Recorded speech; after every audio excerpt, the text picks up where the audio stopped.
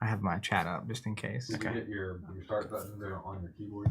I've got mine too. Yeah, I pressed the start stream button. What's up, everybody? Hi. This is the pre-TC,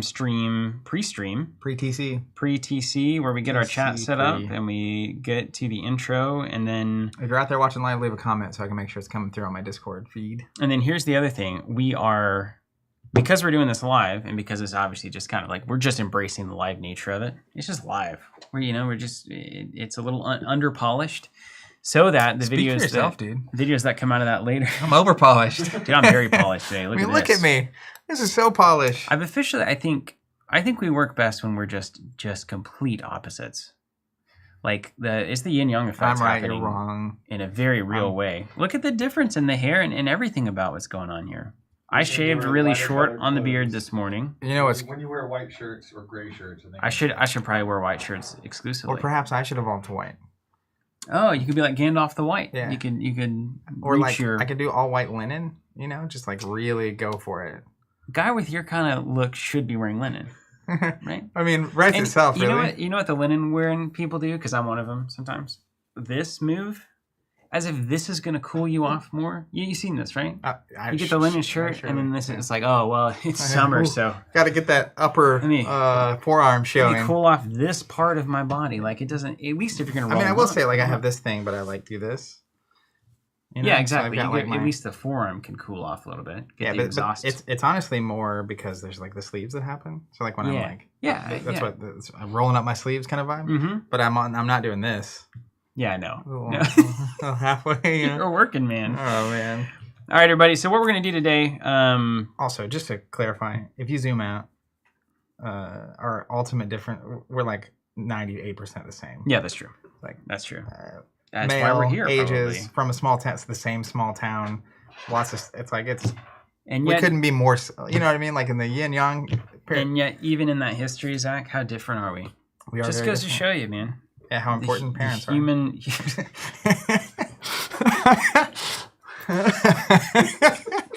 Right off the rails. We want to unpack some of our parental issues here today, because I'll tell you a lot of who I am shaped by those early experiences I found out. All right, check this out. We're going to do the intro here in a second, and then we'll get in. Now, you guys have started to see it's starting to come out. If you paid attention to the channel, you've seen the videos starting to get posted. You guys see that? The videos are starting to get posted. We go from developing the system for about a month and a half, 2 months. Yeah. And now it's up and running. And so if you look at the channel, the amount of content that we're starting to post that's pulled from these streams, cleaned up, and then actually produced in a nice kind of way, that's the future. That's what we're looking to do. Yeah. It's making me a little nervous, honestly, because, like, as an example, I saw our conversation about episode 9 got posted. Yeah. Usually I'm having that conversation knowing this is 2.5 hours deep into a stream. No one's ever going to see it. But I have to be careful because it's been awesome. The Twitter clips and stuff and the Instagram clips that are getting posted. Mm-hmm. People who definitely wouldn't ever watch a 4-hour stream, and let alone a stream about tabletop games, are seeing this content. Yeah. So now I'm... Like our actual, like our in-life friends. Yeah. Are like, hey, I saw your thing. And I'm like, whoa. Yeah. Really? It's like, oh, what did I... Never said that before. Now I'm having to think about what I said. Not that it's wrong or bad, but like, you know. You don't want to talk about your wife as much. As an example. I do. I actually want to talk about my wife all the time. She's fantastic. As an example. Life-changing, incredible person. And I hope this gets clipped that way. The best person I've ever known. Ever. I'm going to be talking about my wife constantly. Thanks for the assist over there, Bryce. Check this out. Got you. Look at that mat. We got it going. So this is going to be our first time on the official mat. I think it's going to be a little less cramped. You see, and we've got a little logo for what we're supposed to do at the beginning. Put our sorcerer in here and boxes. Put our little land. I will say, I've got the sorcery boxes. Did you bring yours as well? This here? So they're different. I will say, what's up, Dave? What's having up, these boxes here that are bigger than like a location, because when you don't have the borders, what we are doing is putting every card onto the location. There's only but there's a little bit more space here, which I'm curious to play with. Mm-hmm. And real talk, everybody. Sorcery is on the brain. Yeah, I've been thinking about. I've not just been I've come to really appreciate the discovery process of new things in my life. Mm-hmm. You know, because obviously I'm old and dying, and so you start to really savor more, right? When you know something's going to end. I think when you've come to terms with your own mortality, of course, which I think we have now at mid-30s. you savor things a lot more, Mhm. and you've experienced a lot more relationships and a lot more things in your life, and you've kind of seen the majority of the spectrum at this point. Like, I've eaten at a really nice restaurant. I've eaten at really bad restaurants. I've had really good relationships, really bad relationships. So the exploration then becomes then the savoring process of what it is that you're really into. And this is something that I'm savoring, learning more about every day, every week. Thinking about how the cards are interacting, thinking about if you should be playing a land every time, thinking about whether or not you should even play cards in the first 3 to 4 turns of the game, seeing the strategies that Jesse and friends are doing on these league games that they're posting, this like void air rush, and it's like, this is a real game. This is exactly what you would expect. It's rush, it's tempo, it's mid-range, it's control. It's got all the elements there. I was telling Jesse, it feels so much to me like... From the winning agenda. Yeah, from winning agenda. And he has winning, seemingly. His agenda is being achieved. Achieved, yeah, mission accomplished. It reminds me so much of early RTS, real-time strategy, StarCraft, Warcraft, these kinds of games where there are some factions like the Zerg that at the very beginning of the game, like they can get units out really quick, and then they send them over to you and they start messing with you. And can you fight them off while still building up to your mid and end game, which is stronger than theirs? I'm just seeing it all over the game, and it has me very excited to try to get better at it, but not in a hurry. I'm not like, I've got to get better now. Yeah. I just enjoy the process of like, those revelations that happen and that kind of thing. Yeah, and we're very fortunate that we've been sent the early booster box and then now the Precon. Eric's been so awesome. So we're getting to experience it. I had a part of the savoring that's nice though is it's not even out yet. So it's crazy. On that note, there's a podcast I've recently become aware of. I've been consuming a lot of. It's called Founders, and it's this guy. He records a podcast by himself, and he will just read autobiographies of anyone in industry or business or innovation. Why are we doing it our way then? We can just read books. Well, he doesn't read it. He reads it, and then he does an hour-long episode where he talks about his favorite parts and quotes it and highlights, and basically it's like a 1 hour synopsis of a 15-20 hour book that you're taking the time to read it. Right. And he's also interjecting. It's cool because he's reading all these different life stories, and then you start seeing similar things show up. As an example, Ted Lasso, one of my favorite shows. In the show Ted Lasso, he says something along the lines of, the man once said, the harder you work, the luckier you get. Or it's odd that the harder I work, the luckier I get, which is actually a quote I found out from one of these books from a golfer in the 40s or 50s called Gary Player or something. Arnold Palmer? No. it would be it's the only one I know, actually. Yeah. But he said basically I found that the harder I work, the luckier I get. But then you start seeing the story after story after story of these various people. And it's basically, for the most part, they work really hard, they have hard times, they have good times, and then something happens. There's one guy who I won't go into the whole story, but his lifespan covered both the world wars. And the decisions he made during the First World War and then immediately after set him up so that when the second one happened, he was just in a crazy good, he was acquiring boats and doing shipping and freight and stuff. Okay. And all this time, it's and he in the 30s during the Great Depression and stuff, it was really tough, and he's just has these assets, and he's got all these ships, and World War II breaks out, and suddenly the world needs a lot of ships, and so he just cashes in a crazy way. Anyways, the reason I say all that is because you hope it happens to us. I mean, it already has, right? It's in many ways. You put in a lot of work and a lot of time, and we took a lot of looking back crazy risks over the course of our history. And sometimes the ball bounces your way. It's just true. Sorcery comes out. Yeah, and honestly, Perfect game. Something I've said about tournaments for a very long time is to win a big tournament, and I'm talking hundreds of people kind of style event. You have to be very good, you have to be very prepared, and you have to get a little bit lucky. You need the right Swiss pairing or the right top 8 pairing, or to dodge this certain match or to draw this certain card. Right draw, yeah. Yeah, and when you're playing against other people in those giant tournaments at the same level, if you're equally skilled with equally skilled decks, what's left? And it's the universe, the fate and the butterfly effect. The reason I say all that nebula moving one way or another. The person you were talking about savoring the moment. This all comes back to that. Wow. There's a episode I'm in the middle of right now, and I actually, it's funny. I don't know the name of the guy who wrote the book. It's about his life. It's a really cool story. And he was talking about how, in his younger years, basically, you have a lot of time left. Like when you're 25, Yes. you've got significantly more time and he's writing it when he's like 70. And he's like, I found over time that time has become way more important to me than money or achievement or success or anything. Talking about, he went through some divorces and all this stuff that happened, but now it's like savoring moments with my grandkids and my family. And that as you get older, time becomes more scarce. And you also have significantly less new things. Like you've experienced the new. Yeah. So once you've gone through 100 you've gone to 20 different cities. It's like, well, you've kind of done that. It's hard to hit the highs from a new. So then and that's where I think we're in our gaming journey, so to speak. Not that we're in our 70s yet, but it's that moment of like, maybe in gaming terms, we've had new games over and over again. And so instead of I don't want constant new.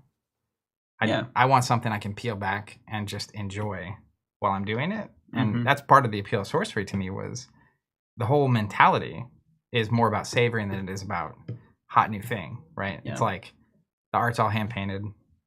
The sets are only going to happen once a year. The way the uniques work mean that like you don't need to get all the cards all the time. The mechanics are visceral. They allow you to dive into the world. Yeah, and as you were saying, as we are diving in, all the typical things we think about games is cool when this happens. Fab does this to me all the time. It's like all the things that I gain from all these other card games work differently in this system. Yep. And so you were talking about, do I even play things early? Because is there even a curve, really? Yeah, the reality is there is a curve up to a certain point, but most one-cost things are not very good. So if you're putting one-cost things in your deck so you can play a one-cost thing when you have one resource, what's it really doing for you? Right. Because later, card draw is limited in this game.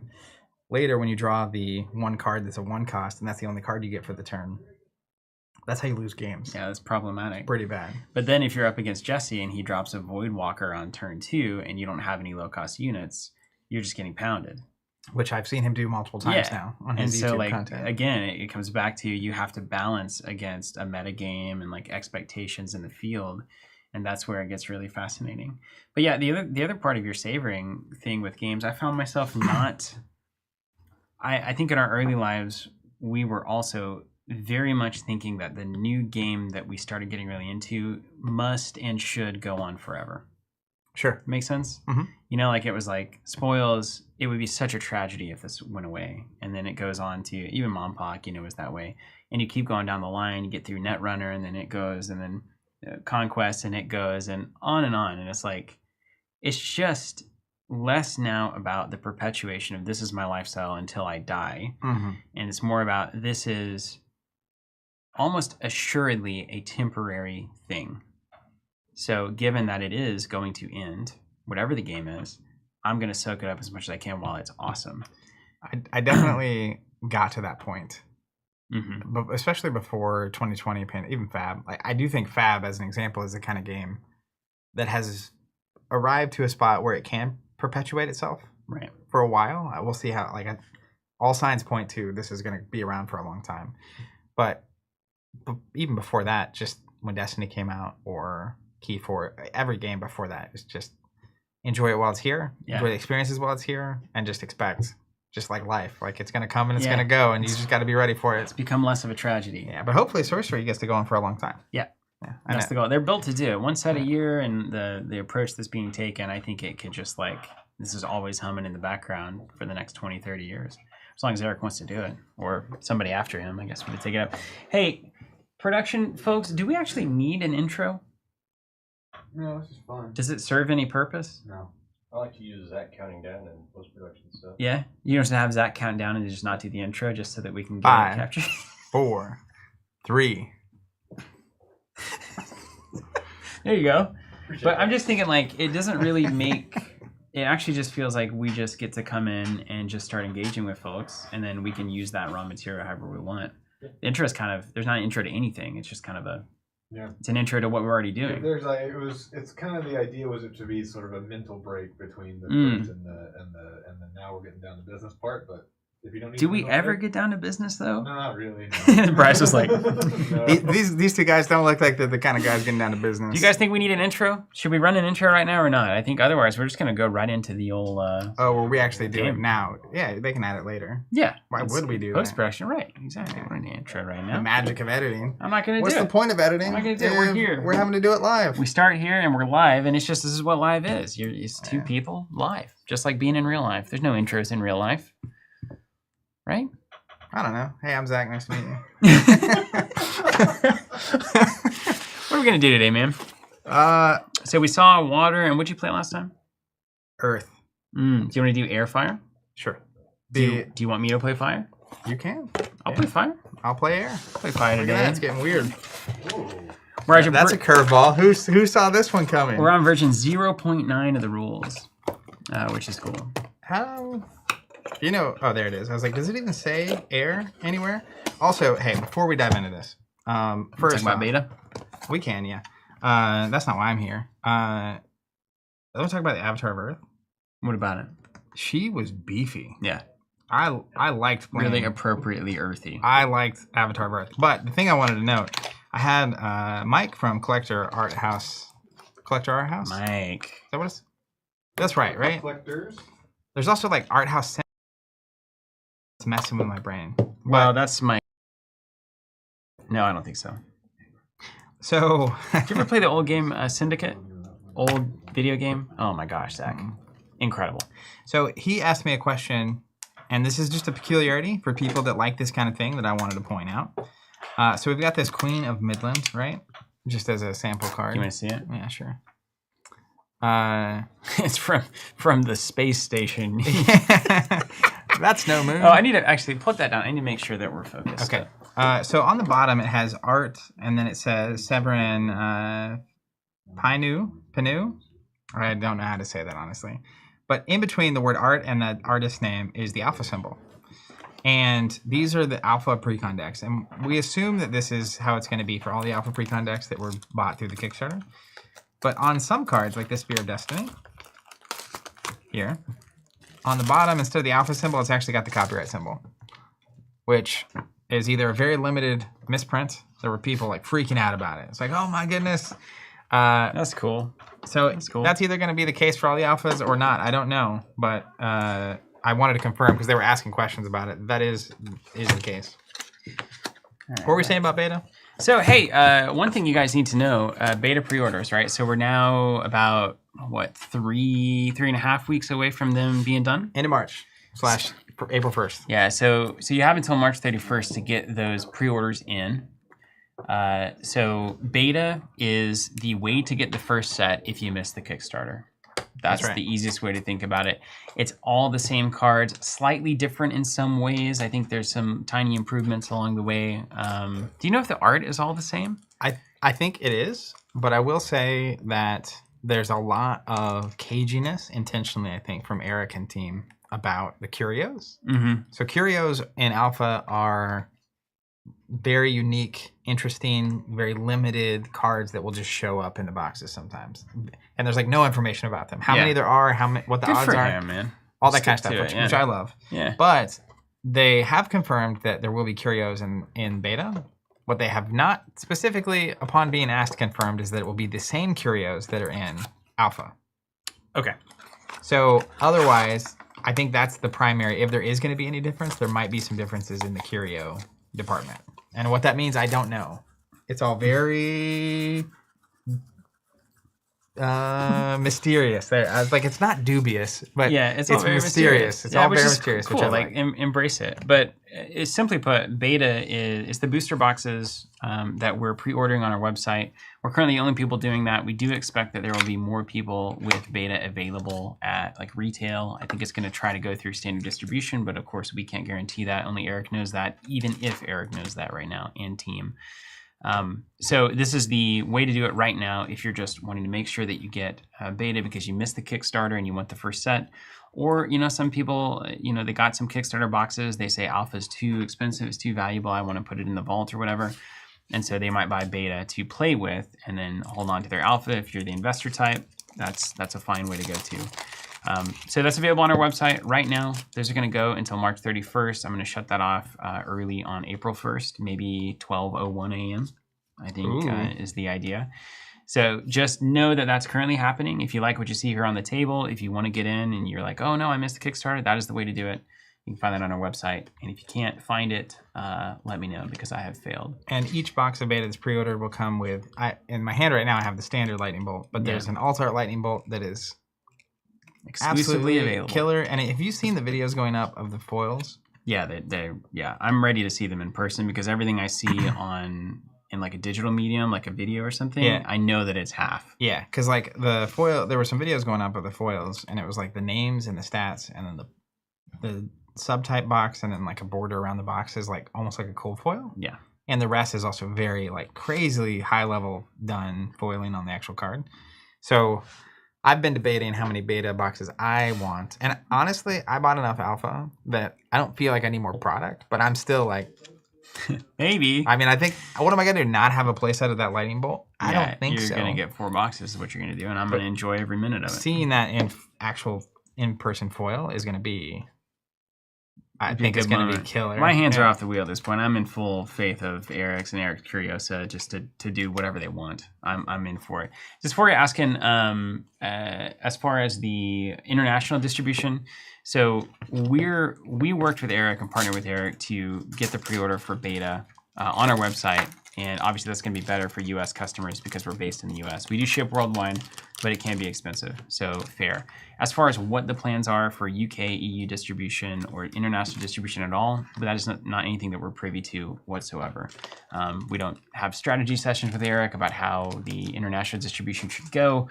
We just wanted to make sure that our customers and people who were engaging with us had a way to get this. Eric agreed, and there were some additional things that we could offer, like helping to gauge some demand and kind of get an idea of what's the marketplace fervor for this. Like also the a great majority of the Kickstarter was US folks, I believe.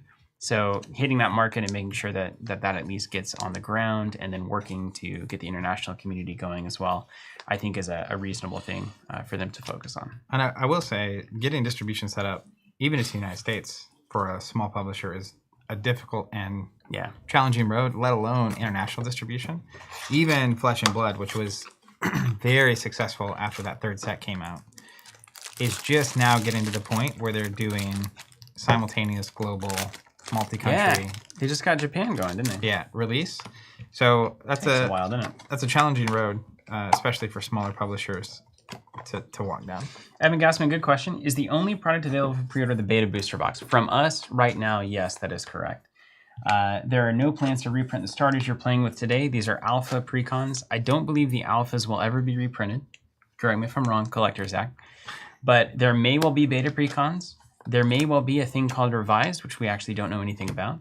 And there may be precons of some other nature. I think the pre-constructed decks should and will be available unless there's just a complete misunderstanding of how a game works. So from my understanding, and this is based on what I've read in the Sorcery Discord channel from people that at least present themselves as official, is that there will be beta starters, that there's an interest in ensuring that beta starters are available. Starters at all points are available. So if you're just wanting to pick up starters, that'll be a lot easier. That'll be easier to do closer to. And part of the reason is that I think fundamentally printing starters versus randomized collectible booster boxes is significantly easier and cheaper. So I'm not overly concerned about people's ability to get starter materials, but right now we don't have them for pre-order. You can't lock them in. You can't pre-order them anywhere currently. Have we asked about that? Absolutely. You betcha. So if that does become a reality, we will send out an email and let everybody know, get on video and say, hey, we have these precons available. What kind of sleeves are those? Those are my top 4 Flesh and Blood look at that. Soraya Look sleeves at this right guy. there. Flexing. I'm just good at games, Zach. So, yeah, he's got. So I hit the top 4, and I don't want to ask how you did at that event, but I had a good time. You cannot lose if your objective is to have a good time. Boom. TK asking, May to June, as per the TC website, still the expected release on beta? Yes, that is still our expectation. And I meant to note that to you earlier. That's something I'm going to just double down on as well. Oh, yeah. Oh yeah. Come on in, Aaron, man. What's up, Come man? on around Thank the corner. you. Thank you so much, Aaron. It looks like a nice glass of tea. It looks like my favorite Iced drink. tea. Thank you. This looks like an old fashioned. Now I got word that the Ops boys were experimenting with dilution, like really heavily, and then it has made the cocktails way better. Because what's the number one way that a cocktail goes wrong? Under diluted. What's dilution mean? Adding water through the shaking or stirring process with ice. Under diluted. Yes. It's like too harsh at that point. So you'll see people that'll shake like 3 or 4 times and then serve. Oh, yeah. But mistake. water is a critical element. Whenever you drink a good scotch, what are you supposed to do? Add some water, open it up, right? Yeah. A good whiskey, add some water. So cocktails need a lot of dilution. And until you really find the edge of an over diluted cocktail, which is very hard to find, you're probably under diluting. And so I know they've been on a real quest to perfect the art. Cheers So to here we go. the Cheers. quest for perfection. Is this really an old? This is an old fashioned. I mean, it looks like This an is old a fashioned. perfect day for you. I know. This is Covenant 3.0, Zach, in paradise. It's just living peak life right here. I think. We could be wrong. So you said you're doubling down on the release date. Like, do you think it's going to get pushed back? Well, I just want to. With that? There've been a lot of questions. I'll go grab another one. I'm going to talk to the folks. Around that, and just given what I know about print timelines and stuff, Sorcery's business is Sorcery's business and what they tell us, but especially before the pre-order window closes, just getting very clear on current expectations and what's been going on with alpha and stuff. So if there is any change in expectation, you'll hear from us. I don't expect that necessarily, but just that getting brought up, I just want to make sure that's what's happening. We also had somebody ask if, we say no refunds after March 31st, and it's like, well, what if it's a year later and there's no product?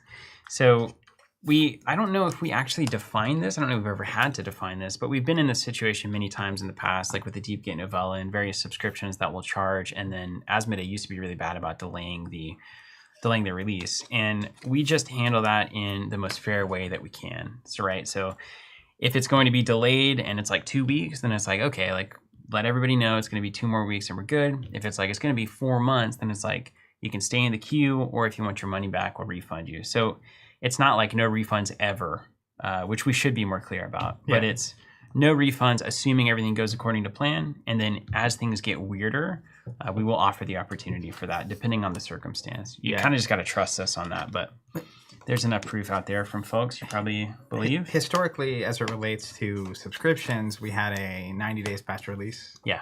Where if that happened, we would trigger now you can jump out of here. Yeah. But ultimately, there was someone asking in the Ask Covenant, I remember this, what happens if it never shows up? Mm-hmm. And in that case, you're definitely going to get a refund. Yeah. There's no no question about that. But it is the kind of thing where this is a very unique situation, and I think we can better define it. So we'll look at that. But if we know, it's coming in 2 weeks, and there's some timelines, like maybe, and someone's asking to get out at that point, like we're a little late in the whole process for that. But yeah, if it is unreasonable, and again, not defined currently, which is a problem. But if it's unreasonable, the expectation would be that you'd have a chance to opt out down the line. Yeah. And why is that, Zach? Well, let me tell you. Because there needs to be just more stability in this industry. And that's something we've talked to Eric about a lot, something we've talked to a lot of publishers about.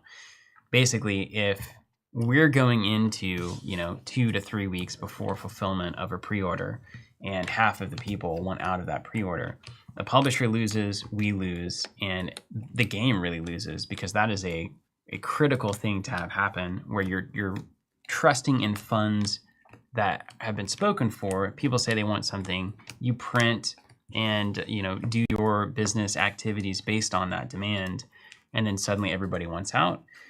Nothing can function like that. It just doesn't work, and that's why you see a lot of the dysfunction that you already see. Oh, we got some Tinder chat. We got some spam in the house. But that's why you see a lot of the dysfunction in this industry, because it does function like that. From the distribution retail pipeline, the numbers and the delivery windows are super tight, and everybody can back out, and nobody wants to commit up front to anything. So we just ask for stability up and down. We commit to Eric, you guys commit to us. We deliver on those commitments, and we just ask that everybody keep that commitment in mind. Yeah, and that's honestly how we can guarantee that you're going to get your items. And if you aren't going to get your items, then of course that's where the refunds come in. But that's how we can guarantee that, and it's also how we can get things like the promo. Like there's a reason that's even possible, and it's because of those commitment levels, and that's tied as well to the after you get charged for a subscription, you're locked in and that's not just random. Like, yeah, right. When we've charged, the reason that we lock that in is that we're making commitments based on those things. And if it was just kind of loosey-goosey, the system... If it was loosey-goosey, it'd be exactly what it already is. Yeah. Which is allocations and, oh, you don't get the boxes you ordered, or they canceled your pre-order, et cetera, et cetera. Fan67 asking, will there be box toppers for the beta boxes? Not as far as I know, but if you pre-order through us before the end of March, you will be getting the Altart exclusive Lightning Bolt card with each box that you order. Are the box toppers just for Kickstarter? I think so. Yeah, surely, right? Yeah, I think that's what it is. That's part of why the Kickstarter production is so much more complicated. Because they've got the boxes, you got to figure all the stuff out for the first time. And also they've got box toppers and precons and playmats and all this stuff getting extra together. packs as well. Yeah. Throwing in some stuff. Sorcery's player base is fundamentally limited by the number of avatars printed, so box topper avatar would be huge. I think also just getting a sense of when these additional, the Precon should be flooding the world, right? Yeah. The moment you get these into people's hands, it's over. They're buying more sorcery. So get as many of these down the retail chain, all the online retail pre-orders, anywhere you can go to your local chess clubs. They just need to be out in the world. So, and it's a beautiful product. It looks great. I think if these get out there, that's the best shot that sorcery's got to really reach critical mass. Here's some context. There's people concerned about that, given how rare the avatars are per box and based on seeing a print run sheet or whatever. Oh yeah. Here's the dealio. It's so good. So good. It is actually better. Kudos to Ops. Continuing to perfect that process. But here's the dealio. Let's say you print 5,000 precons for beta. Okay. Like the set of 4, right? Right, done. I don't this is not inside information. It's just fake math. 5,000 precons, and there's 4 avatars in each precon. Okay. So you have 20,000 avatars for beta precons. Okay.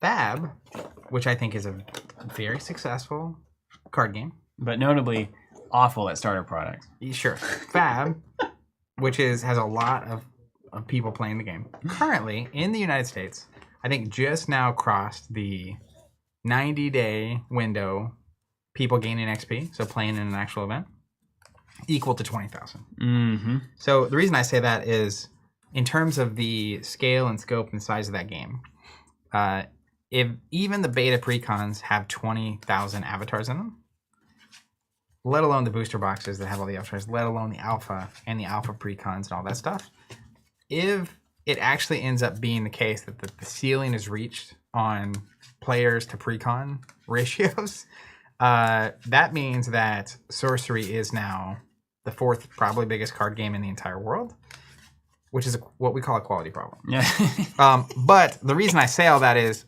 were it me, I would print precons. I would print a 2-player starter in just like the plastic wrap, or I'd just print. If that's actually a concern, you just print extra avatars of whatever, and make them promos, and it's send them to start. Yeah, you could do all sorts of stuff. There's a lot of ways if that actually becomes a problem.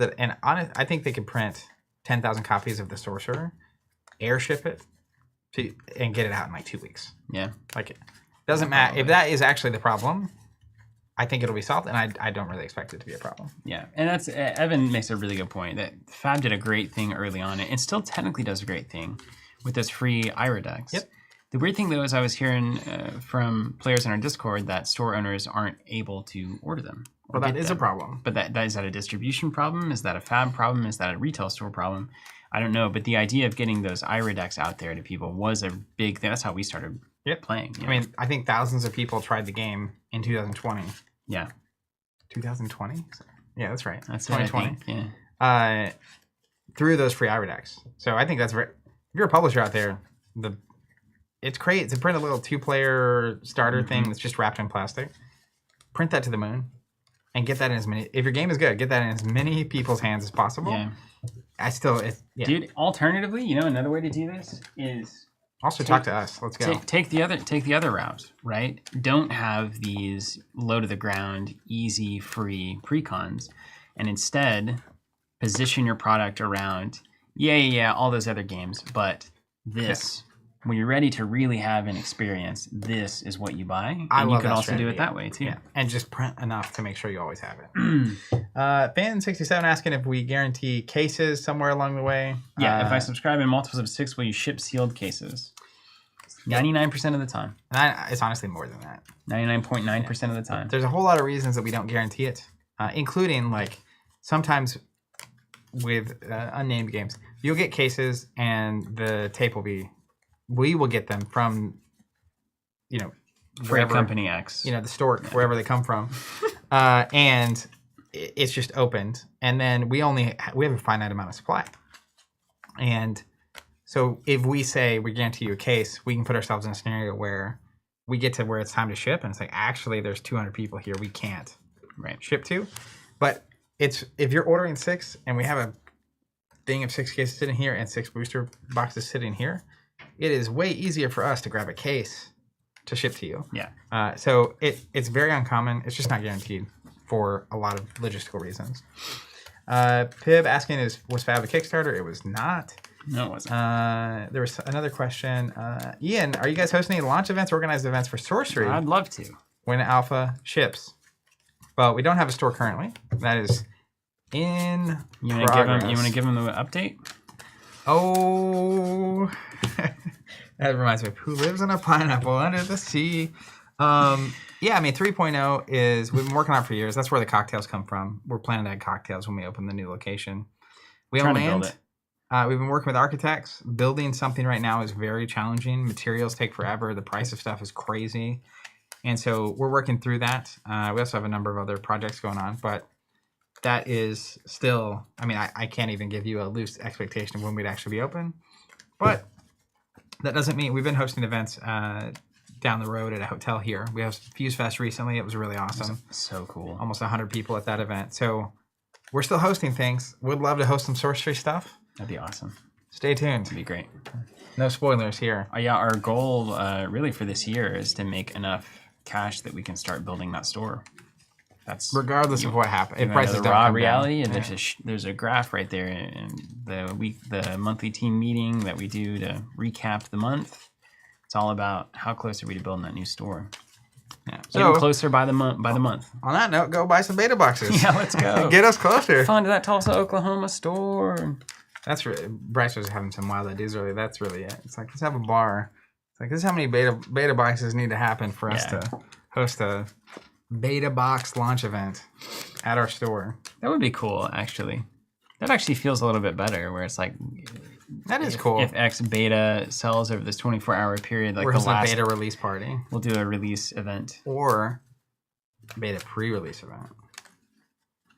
Nice. Anyways, we'll see. Nice. We're live. We're working it out live. Working out live. Man, it is crazy. I'll also just go on this tangent while we're here. We, in 2020, when the pandemic hit, started streaming 5 days a week. And then last year we went down to 4 days a week. And this now we're down to currently 1. And that's in question. But the difference in my life since not streaming 4 or 5 days a week, and the energy levels and the amount of work that's getting Streams done. Are better.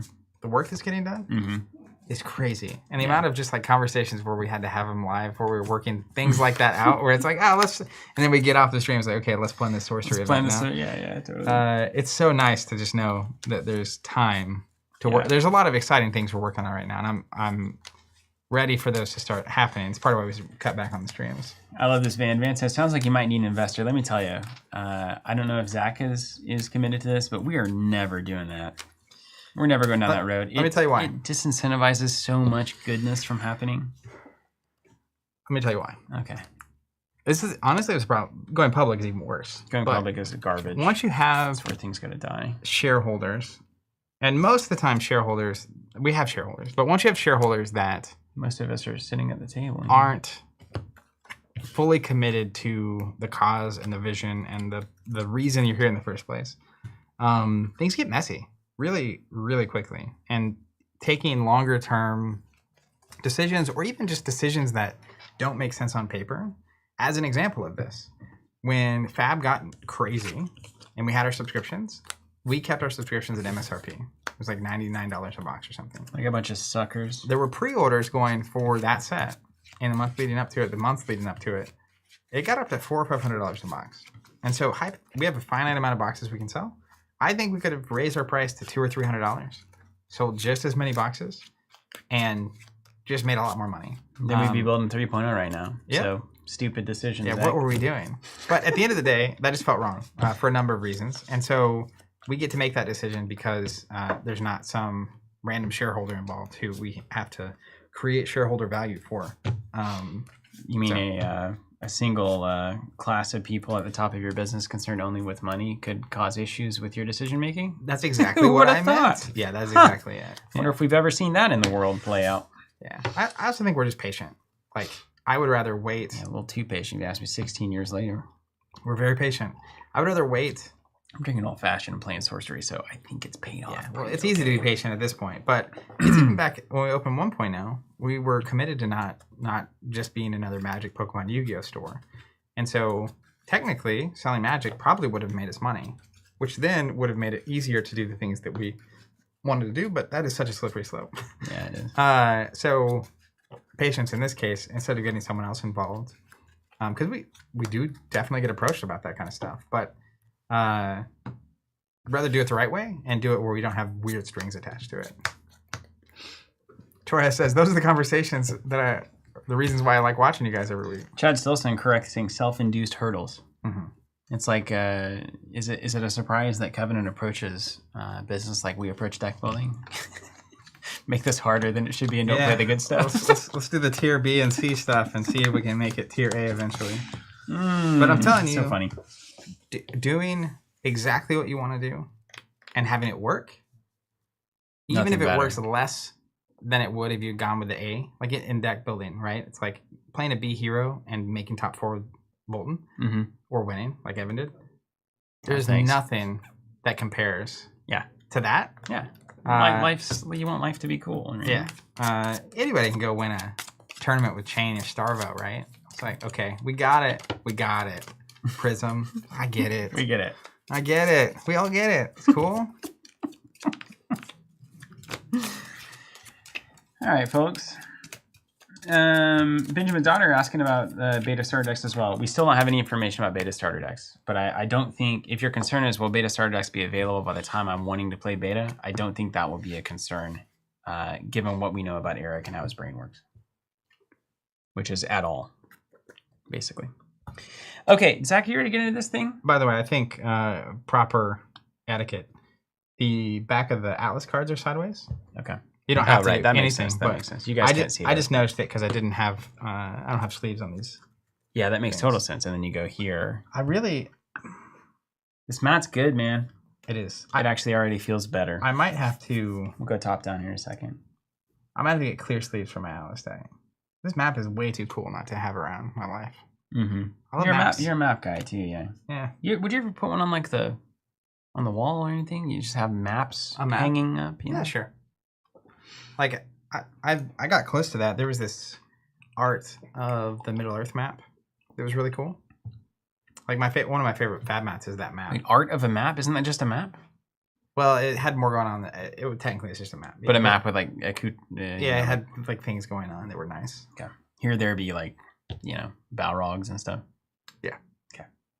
Adam D, are you guys going to do any Star Wars deck building game? Honestly, I couldn't care less about that game, but that doesn't mean we're not going to do it. How do you feel about that? It just feels like a standard deck building game with Star Wars stuff in it. Is it interesting? Is it good? Is this part 2 of our table talk from last week, where it's the episode 9 conversation? I don't know what it's going to be. Bryce has to decide. Yeah. So here's what I think. I'll shoot totally straight. After episode 9, my general excitement of Star Wars is like way down. Mm-hmm. So I'm already less interested. I've also played pretty much every Star Wars, at least expandable game, in like a serious way. And goes back to savoring. Eventually, unless it's doing something radically new for me, I've got Star Wars games. I've got Star Wars card games. Like, would I try it? Yes. Would I enjoy it? Probably. But no one yet has been like, this game is unmissable. You've got to see it. It's how I treat Star Wars in general right now with shows and books and comics and the whole thing is, if someone, like, I didn't watch Andor at all for like the first 3 or 4 weeks. And it took you saying... That's how you know things have gotten serious. When I'm like, dude, you got to watch the Star Wars thing. Yeah. To be fair, they're like, I love Mandalorian, so I watched that week 1. But I'm just kind of in that posture with a lot of games and with Star Wars in general. So it's a mixture. It's both.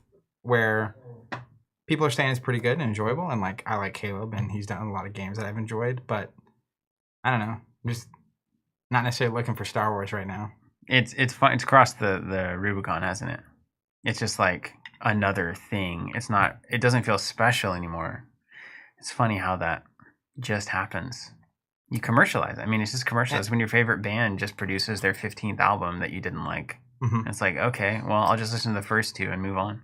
And a lot of the art that I've seen from the game is also art from previous stuff. It makes sense. You have a bunch of Star Wars art, so you use it. But every time I draw a new card in Sorcery, it's like there's a sense of wonder and discovery, and there's this game's totally different and stuff. So I don't know. I'm just lukewarm on it. I'm not against it. That's fine, but I'm also just not genuinely excited to do it. So, and that's both to our, like, talking earlier about the long form benefit and not benefit. I'm sure there would be a decent number of people who would love to see us play that game. But, like, I don't know that I would love to see me play that game. Maybe we'll do it, man. Bryce is in control. Yeah, maybe he'll tell us we have to do it. Yeah. Also, check out Ashes, everybody. I saw Ashes in the chat. They got this PvE mode coming down, and it's just well done. And you should check out Ashes Reborn. Ashes itself is in the chat? Or someone mentioned it? No, someone mentioned it. And if you like Sorcery in particular, check out Ashes. They are actually closer in the family than Sorcery is to a game like even Flesh and Blood. Sorcery and Ashes are similarly aesthetically, I mean, you have a main character casting, fascinatingly good. Yeah, and very different. Michael's saying, "Okay, gents, I'm still on the fence about pulling the trigger on Sorcery, but you guys seem to slowly inch me closer and closer to doing it. Always come to watch the play." All right, here we go then. Let's do it. Which is beautiful, Matt. I can see that avatar of fire on the screen. I miss. You already miss it. Look at how freaking nailed the middle of the screen, though. Just right down the middle. Look at that. We got a guideline, and we're on it. Cool. See, look, everybody else is saying Ashes. Yeah, come on. Ashes is a wonderful game. Let's go. It's also some way slower pace than most games. Do you want any? 3 and 3, do you want a mulligan? Huh? It's 3 and 3, and there is a mulligan, right? Strictly. Yes, there is. Yeah. You go under and then draw up. Well, that seems fine. What do you think about this sandworm? 4/4 Burrowing Landbound. It's a body. The thing is, you don't want to discount how much this 4 matters. I was gonna say the 4 on the attack life stat is really irrelevant breakpoint because there's a lightning bolt does 3. There's a lot of 3 damage things, even 3 damage creatures. So I'm also just thinking Landbound against an Avatar of Air, probably going to be some flying stuff, flying sights. Does Landbound prevent you from attacking flying? I believe so. I just thought it meant you couldn't go in the water. Maybe so. I can look it up. But I guess a sandworm could attack something in the sky. Look at how much it's come out of the earth there. I mean, as far as I can tell, that horse and the rider are in the clouds. Let's see what this tells us. We're on 0.9 of the rulebook, by the way. I got involved in the rules after trying to understand things. We need 1.0 so that we can produce some high-quality videos that we know will stand the test of time. Yeah, it's hard to make a how to play a Sorcery video right now. We did that with Skyterror. It's like we did a produced how to play. It was really great. And then 2 months later, you know what? We're going to fundamentally change all the rules. Yeah, that was not ideal. It's okay. I believe it is just landbound. All sites that are not water sites are considered land sites. I nailed it. Okay. So you probably want to have, okay, I'll keep him. I'll keep the worm. It reminds me of Torchbearer in that if we don't, the silver rule, just be cool. It's if you can convince me why this makes sense. Yeah, dude. I'll give you a fate point. Can you hand me a firebolt or a fireball from your deck so I can reference it with this avatar of fire?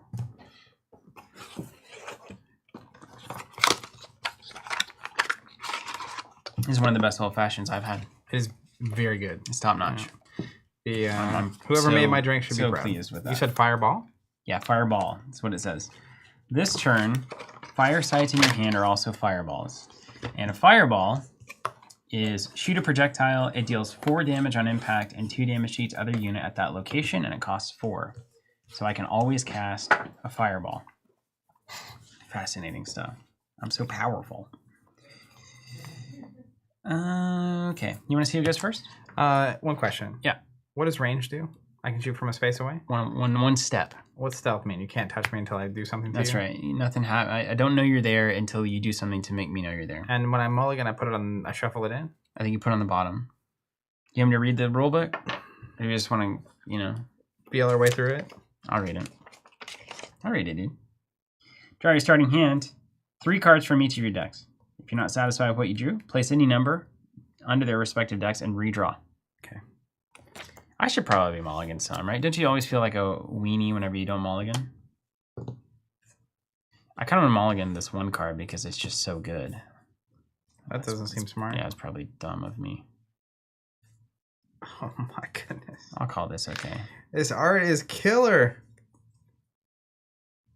I feel like I'm playing in like a storybook.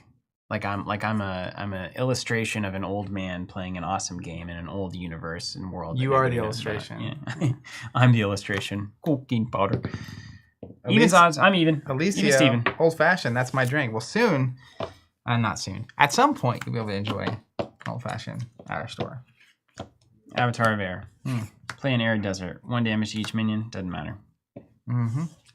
Over to you. Draw a card to start your turn. I'm just reading my. Yeah, and you can move diagonal. Are you airborne? No, you're not. No. But remember, airborne units can move diagonal, which is something I always forget. Mm-mm. What do you think? Yeah, I don't know. Play a Gothic Tower. Technically, it gives me an extra resource this turn because it's my only Gothic Tower. And then I will pass to you. I'm gonna get this perfectly centered because I have a mental problem. Okay. Draw a card. Did you draw to start your turn? Yeah. Okay. One thing that's a little that I'm just recognizing. I think I added a playmat or 2 onto my Kickstarter because I can't remember if I did. but I wonder if they're like really wide playmats. Because like this is not a standard Yeah. amount of playmat, or maybe it's just this. I don't know. I'm curious what Yeah, that they means. could be big. I mean, they probably told you in the details that you would never read, of course. Yeah, and I won't complain if it's not what I thought it was going to be. If there's a penalty to not reading, but I just pay the toll. All right. Well, I'm not in a position to really engage with you yet. Chad asking what's your choice of whiskey for an old fashioned. He says he loves Bullet Rye. Delicious. Yeah, I'm a big fan of Bullet. There's another one more recently. Like the thing about it is, if you're having an old fashioned or a cocktail of any kind, and they're putting a really expensive liquor into it, sometimes that's good. Most of the time, it's a waste of money. Because like the point of a cocktail is that you're mixing it with things and diluting Sweetened it. and bittering. If you're just having scotch or whiskey, yes, expensive is probably a good idea. I'm gonna pass you. Allerdell, gents, will 3.0 offer mead? Actually, I like Weller's a lot for my old fashioned. See, it's been working really well. Mead. You know what? I've got a couple of friends that make mead. I've not been convinced on it yet. Honestly, I've just not been convinced yet. Let's tap the avatar. Let's play. You notice how we're not playing cards yet. You see, we're learning. We're just, there's like kind of this early couple turns where you're building the board unless you have the void degenerates. Let's play a lone tower here. It's the only lone tower I have, so I gain a resource. So I've got 3. And then let's. Does stealth prevent direct damage effects? Great question. This unit cannot be targeted by spells and abilities, and it cannot be attacked. Okay.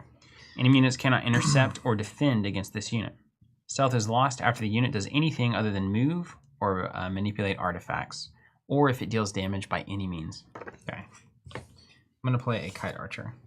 I love that art. Ranged, huh? Immediately after performing a ranged strike, kite archer may take a step. It's like the Hawkeye of sorcery. Chad asking, what's your favorite tabletop board game? I'm uniquely inexperienced with board games. Not uniquely. I play way less board games than you would expect. But games that stick out to me, Monopoly. I'm just kidding. I love Monopoly. Tokaido. It's a good one. My turn here. I'm gonna draw off the hot deck. Talking about Star Wars Outer Rim was a game I really enjoyed. Rebellion's pretty good. I don't know. There's a ton of games though. I'm a big fan of Quantum. I do love Quantum. Always have been. Ooh, what is the name of that game?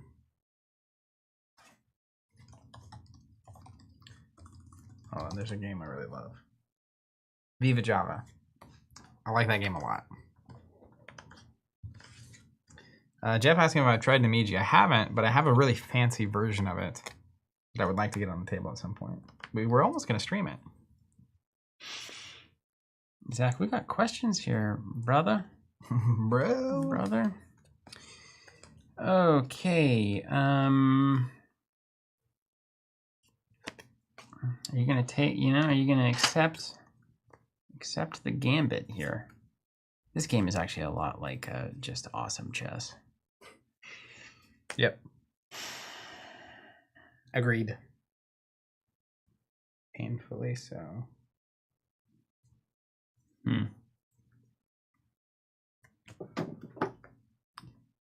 Take your time. Hurry up, take your time. Oh no.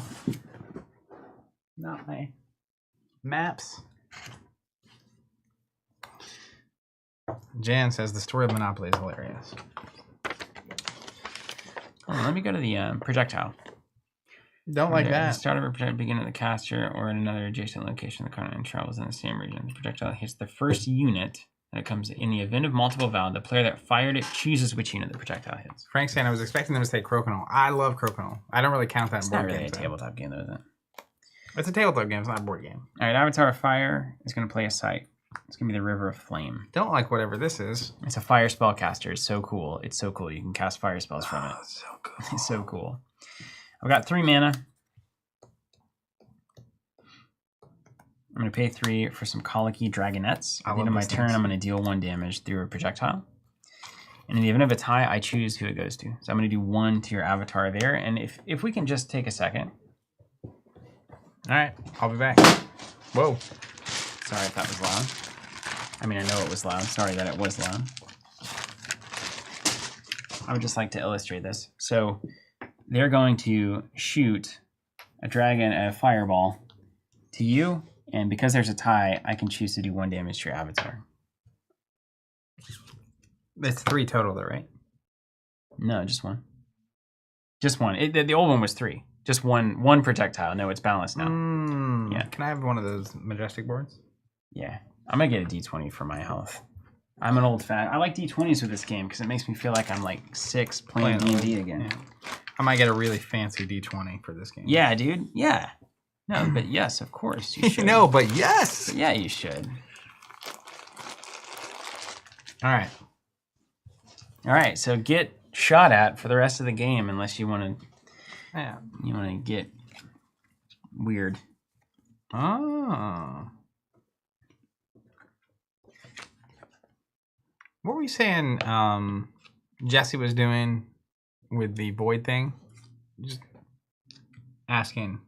You know, earlier you were mentioning his strategy. The rush strategy and void walk. So he would play a unit in the void here. Yeah, so you have void walk. You can just be played to the void anywhere. Yeah. Really. And then you could just swing in and attack a site. Like boom. Or my avatar directly, theoretically. What happens if you play a location where I have something that's in the void? It's no longer in the void. Take 1 damage also. It's no longer in the void. I almost got that one by you. Totally forgot why I was getting the scoreboard out. Okay. Okay. Okay. Yeah, we're gonna keep taking one, my friend. You are, aren't you? You could swing in and hit my River of Flame for 2. I'm going to. Okay, good. It Yeah. will be delightful.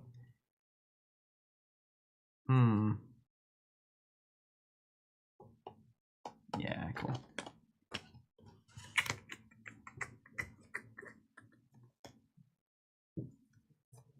Mm-hmm. Who's laughing now, fireman? Listen. You don't want what's about to happen to you. We're gonna tap here. It's so sad that this drink's going away so quickly. I'm trying to savor mine. Come on, man. Come on. Come back. I'm going to let it. Give us some. Come back to me. Give us some dilution. We're going to play not that one. Yeah, Gothic Tower. So it does not provide a bonus resource this turn. Because I don't need a bonus resource, you see. And then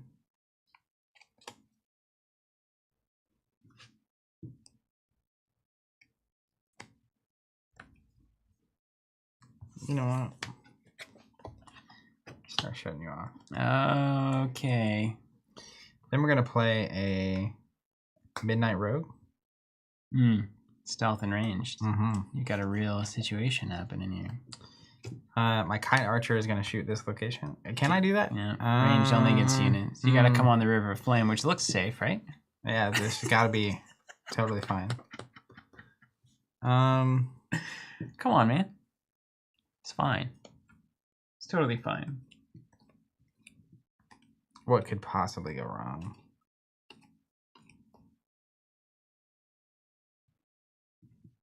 How cool is this, though? The mat really does help a lot. I'm glad we're doing the mat. I will move and punch. Here. Oh, Zach. So Step onto the River of Flame like a, what are you, Gandalf fighting the Balrog here? look at this guy. He's prepared for war. He's not meant to be on a River of Flame. He's meant to be shooting arrows from a safe Honestly, distance in the tower there. who is meant to be on a River of Flame, to be quite frank? That's his name, Frank. So 2 damage. The other thing is I get in the way of your dragon thing. That's right, yeah. So like the damage has to go here first, unless That's you right. deal with it, and that's fine. But That's correct. just a little insurance policy. I'll take Shut 2. that down. Yeah. Yeah, you will. Who's ahead now? Dysphoria says Covenant spin down D20 is compatible with Sorcery. We should make the best D20s on the planet. Yeah, luckily we have a dice forge. Yeah, of course we do. We'd have to find somebody who's doing it. We'd have to pay them their cut. We'd have to try to make profit on our end somehow, and then we'd have to sell them for a price that's reasonable. Well, you skipped the last step and we're good. So $50. I'm going to draw from the land deck. We'll call it the 3.0 die. Every dollar of profit goes right into the funds. And we'll untap. This old fashioned is tremendous. Yeah, they're on it now. There'll be no one to stop them this time. All right, Avatar of Fire is going to play a site. We're going to play a red desert here and deal 1 there. Okay. And then we're going to pay 4 for a sandworm burrowed. Does he come in burrowed? He can. Mm. And then I'm going to end my turn and deal 1 there with the Colicky Dragonettes. They gone. Mine? That's right. It's ready, Avatar. Let's draw from the old Atlas.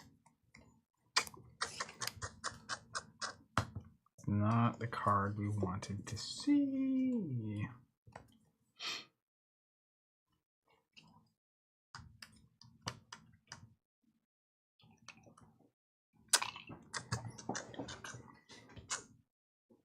Towards 88. Would the 20 on the die be the Phoenix logo? Maybe. I always get a little confused when the numbers aren't there. Because sometimes it's the 1, sometimes it's the 20, you know? Then mana is generated only by the sites. So this is 4 mana here. 1, 2, 3, 4. I've got 4 sites played. And don't worry about what I'm looking up here. Does an ally include my Avatar? Yes. It's a unit. It's not a minion, but everything is an ally. If I may speak with Confidence. certainty. Even though you shouldn't be confident whatsoever. Okay. We're going to exhaust my You know what? Before we do Ally that, is a unit, including your avatar that you control. It's right here in the lobby. I know this is really not what I'm supposed to do. That's all right. We're learning together. I had a terrible play last game, if you remember. Oh, Just basically did a lot of fancy things to do nothing. and then I just mitigated it completely immediately.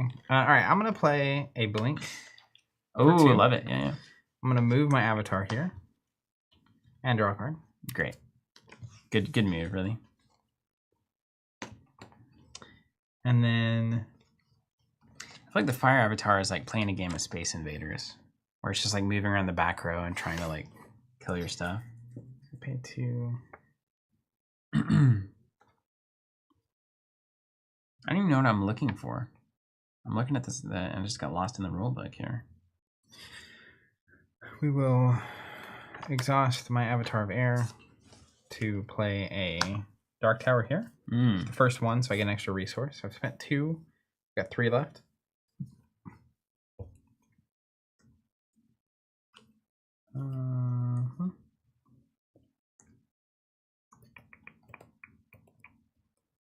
Every game's different. Maybe I like Quantum, and it feels like it's kind of similar. Like in Quantum, you build the map at the beginning, like it's always random and interesting. And I feel like this is kind of similar. Oh, don't you see? Let's play some Sling Pixies here. Okay. I gotta spread out so you don't just fire me to death. And then I'm gonna play Spectral Stalker there. Oh, you're not even making it like cool? Well, I can attack a location. Right. So, over to you. You're not prepared for what's about to beset you. I feel prepared. I don't think you are. Just take that with a grain of salt. I really do feel prepared.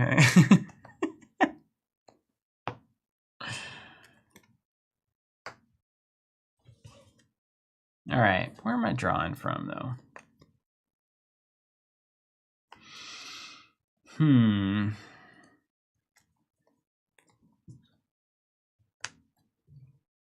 Let's draw from the dad deck.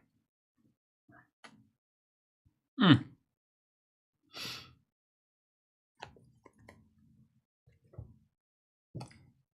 more power. Okay. Understood. Okay.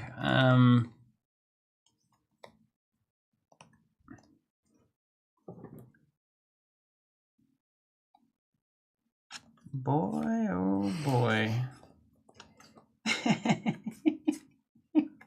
All right, hold on. I gotta look up stealth again here. All right. Fire magic. Stealth. Cannot be targeted by spells and abilities. This is an ability. Got it.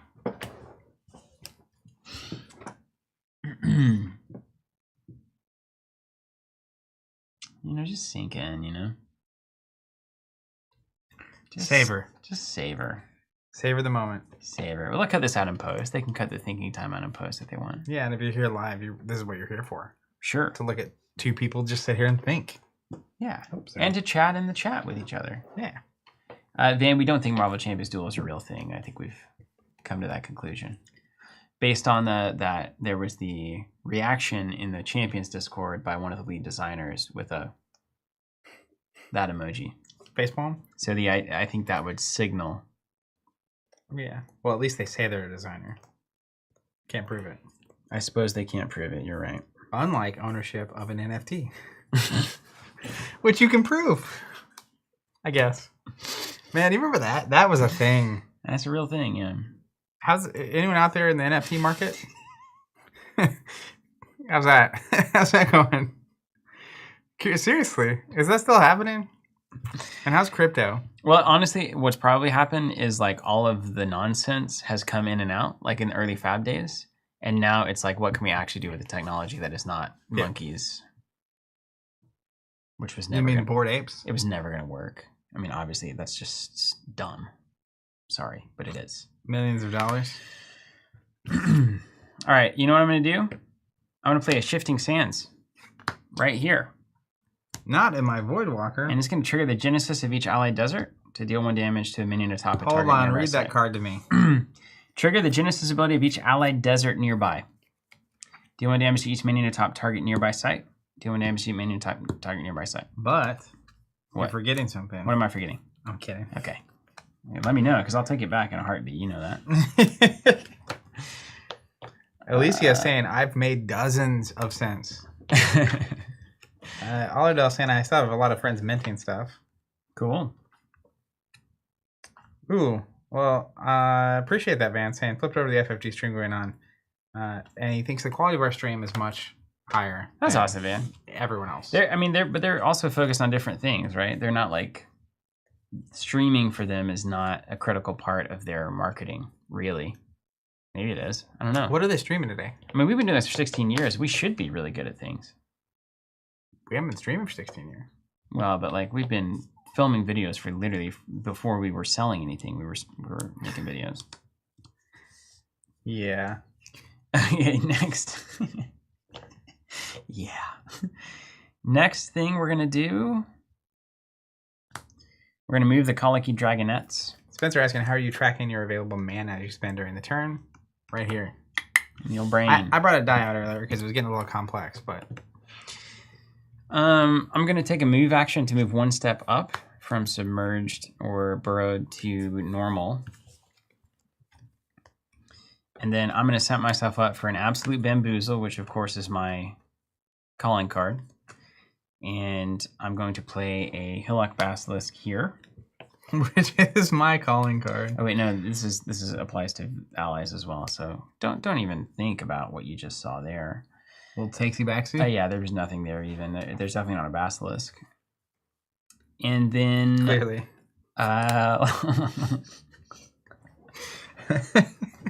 There's obviously not even. There's not even a basilisk, clearly. Oh my goodness. And then I'm gonna pass at the end of the turn. I'm gonna deal a projectile 1 damage this way. Oh no. Into your Sling Pixies. Does airborne matter? It does not. According to its definition. What's your power? No, It does not. I got nothing. I got nothing. Go digging in the rule book, man. Just gotta.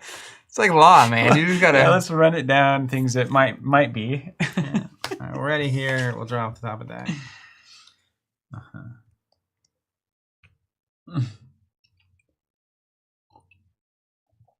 Yeah, just for you, I agree. I'm happy for FFG to focus on making games.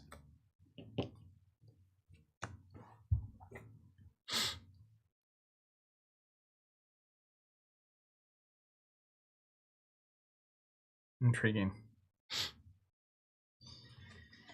All right. We'll exhaust here to play here. Mm-hmm. Got 5 mana. Mana. He's got mana. He wants mana this. All right. What kind of tricks you got over there, Airman? I know you got them. I do. You've been holding 1 in your hand the entire game for the perfect moment. 5 cost, big effect, wind gust, hurricane, some or other. Dude. If I had one more resource here, I just drew this card. I'm gonna play it, but if I had one more resource, it'd be wild. I'm gonna play Chain Lightning. Cost 2. It's kind of maybe the perfect scenario for that. Man. It says deal 2 to a target unit nearby. Okay. From my avatar. So this is a nearby. Okay. 2. We'll track it. Yeah, and then it says any number of times you may spend 2 to additionally target a unit nearby the previous one. So technically, I could pay 2 and chain it here. Mm-hmm. Which and then 2 to go back. And then I can pay 2 to go back, and I can pay 2 to go back. 2 to again. go back. Yeah. It's a great card. Which I'm not gonna do. How good is that card though that it scales to the end game? I love it. It's so good. Good early, good late. Yeah. Good card. And it's thematic. So I'm just gonna do 2. I could technically pay 2 to do here, but then I don't have a way to do anything else, so I'm not even gonna waste my time. So I play that, and then I'm gonna use Midnight Rogue to shoot here for 2. Very nice. ranged, but now I'm unstealthed. And you know what's funny? Like, if you think about this interaction, I've been running so many sorcery situations through my head. Like, this is me You're training after the last couple streams. I'm basically saying you're going to take 4 damage, or you're going to have a card that deals with this. Mm-hmm. And you had a card that dealt with it, but it took a card out of your hand, and you lost stealth for me to lose a unit, which is still it's like an even trade. Yeah. I think it's a good trade. But cards are the resource in this game. But it's like if you don't have an answer, then it's like it's still this whole threats are being presented mechanic that's happening in it's the sort of game, like chess, which is good. Yeah, and that's where cards are such a limited resource in this game that getting me to spend a card there. Yeah. Now I'm down to a card. Mm-hmm. I got 3. Is very relevant. Yeah. You're ahead on the card game right Yeah. now, and I don't like that. You're technically ahead on the unit game as far as I'm concerned too. I am ahead in many ways. But I'm ahead in spirit. All right, 3 resources floating. I will pass. Just destroy these 3 resources. Ooh, it doesn't even matter. It doesn't matter in this game as much as it matters in some games. Yeah. I would if I could pay 3 to draw a card, I would have done that. Can you imagine that? That'd be weird. It would be awesome. I feel like, but ever since I played Spoils, I just want that all the time. Yeah, but I do think that's like a point of feedback we had early when I was talking to Eric. Is like, well, at a certain point, I'm top decking, and you could in that example, I could pay 3 to draw a card. It would be a great way to utilize this, but I think he very rightfully knows exactly what he wants this experience to be, and was pushed back on it for good reason. And now, in hindsight, I actually like it because the cost of playing the way I've played so far means that, like, it's riskier to use cards. Like, I played the Pixie, and if I just held onto it and played it here, it's better than and even the Voidwalker, right? It's like I played it. You had to do some things not to take some damage, but there's a cost to that. Mm-hmm. And then now I'm in this in-game state that I created, so it's just a different experience. Yeah, you created it and it's awful for you. I don't think that's true. This is my trap card. Everything untapped. Now do not make me discard it, or I will be furious. Dude, this mat's where it's at. The mat is helpful. It's great. We're playing good sorcery now. This is what I call good sorcery. All right. Well, what do we want to draw? Do we even want or need land at this point? The answer to that question is always yes. Buy more land. The answer is, in fact, no. Yeah. I want real cards. Yeah. You start dunking on me.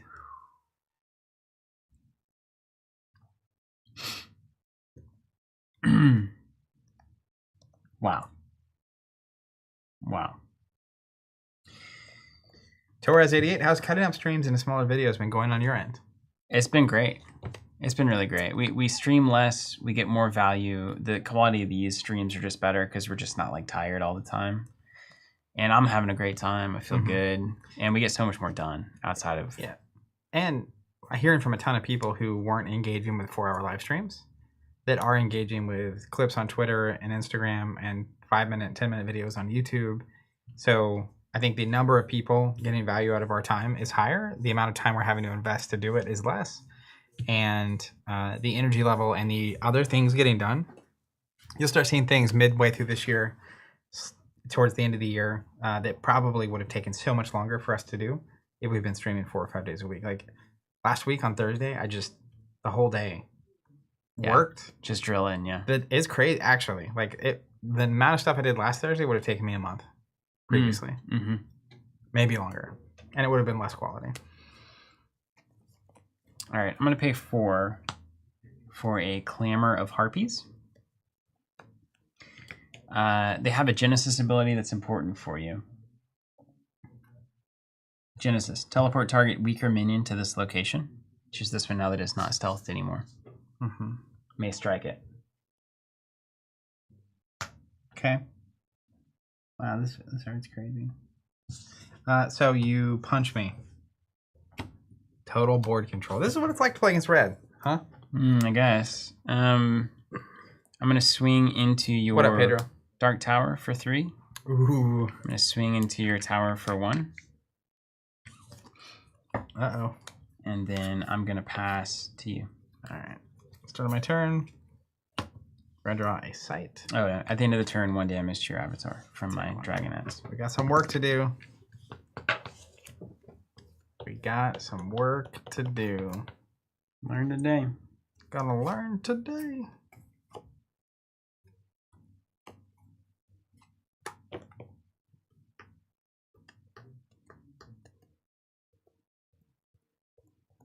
Great, Frank. That's cool to say. He said, Bryce is doing a great job. Bryce 5.0 is doing a great job with the videos. I like the new small videos, even though I already saw the raw footage live. Nice. Yeah, that's the goal.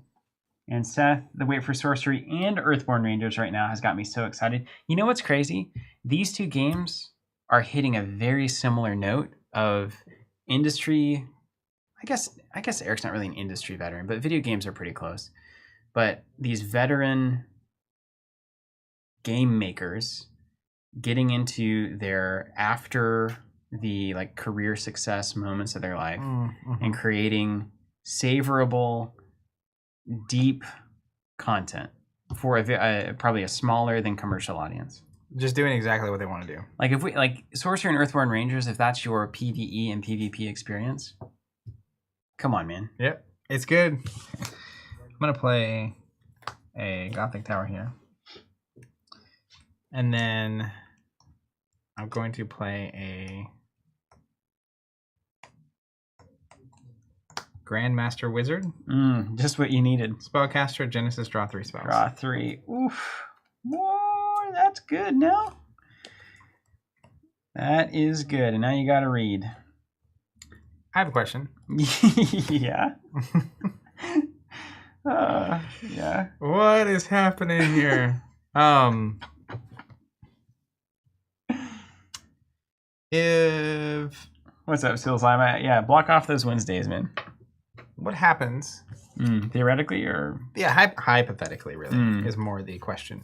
What happens if a unit that doesn't have void block enters the void dead on arrival? Yeah, dead at DOA. Yep. What? As a theoretical, of course. Right? Hypothetically, yes. Okay. Well, you're dead now. I've got this in the bag. You think so? Like move all units into the void or something? Perhaps. Over to you. Bick asking, when do the sorcery booster boxes ship? So if you're a part of the alpha, the Kickstarter getting the alpha boxes, I know that those are almost, from the Discord updates, this is unofficial, are almost done being packaged. At that point, it's going to have to travel get in a container, travel on a boat, get to the United States, and then get to wherever it's going. If you're pre-ordering the beta booster boxes we have available on our website, current expectation is May, June, but that is that's current expectation. So when it would be shipped is sometime in that time frame. Jeff says, my job has a no meeting afternoon every Wednesday. Perfect. He said he's perfect. What's near versus nearby?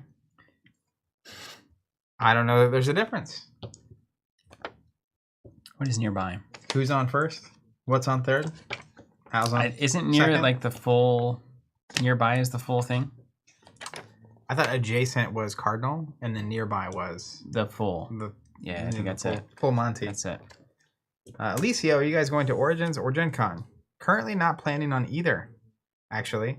We went to Gen Con from 2007 to 2019. And pandemic happened, stopped going. And kind of liked it. Yeah, that's true. I feel like if you're getting into the business of tabletop, Gen Con and Origins are both events that are, and Gamma, honestly, are good to go to at least once, just to get a feel for the industry. But Gen Con is just like super expensive, super exhausting, and now having a studio where we create content from, we used to create a lot of content while we were at Gen Con. That's a big part of why we went. It's just very hard and expensive to do, and it's savoring again. It's like it's not super enjoyable at this point, and a lot of the games that we're interested in or excited about aren't doing a lot of notable things at Gen Con anymore. For a long time, it was every time there's one or two new exciting titles that you can't miss. Lewis asking, do you deliver game accessories from other manufacturers? On the website, we do have sleeves and deck boxes in stock, and that kind of stuff. So yeah, you can find some of that. All right, let's start here. I'm going to swing for 3 at you. What could go wrong? You can have your spellcaster there. I'm going to move Airborne here. I'm going to tap to draw a site.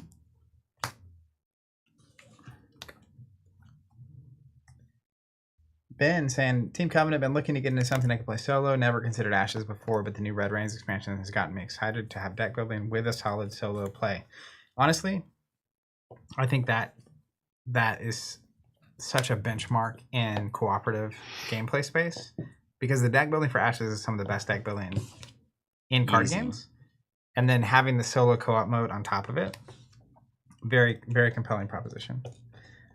John'll saying, you guys rock, looking forward to Sorcery to deliver. Wish I got the pre-constructed decks after hearing you guys talk about them. They may be available. Some people may be selling them. There should also be beta precons. Ben saying, I missed the subscription, so I have to order it on Plaid Hat. Thanks for the quality content. You didn't have to twist my arm to get into this one. glad you're in. 5 mana. I'm gonna pay 4 for the Basilisk here. It's gonna disable everything in front of it and on it, because it's fair now. It's not everything around it. Zach. And then I'm gonna pass it over to you, and I'm gonna shoot 1 at your Avatar of Air. Take 1. All right. Need to think about my life.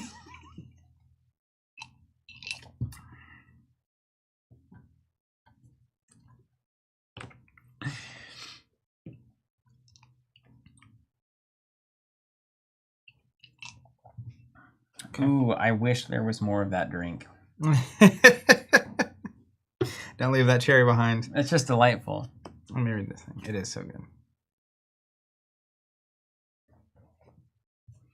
At rest means not in the middle of a move, basically. Okay. All right, we'll drop them here. See what we get.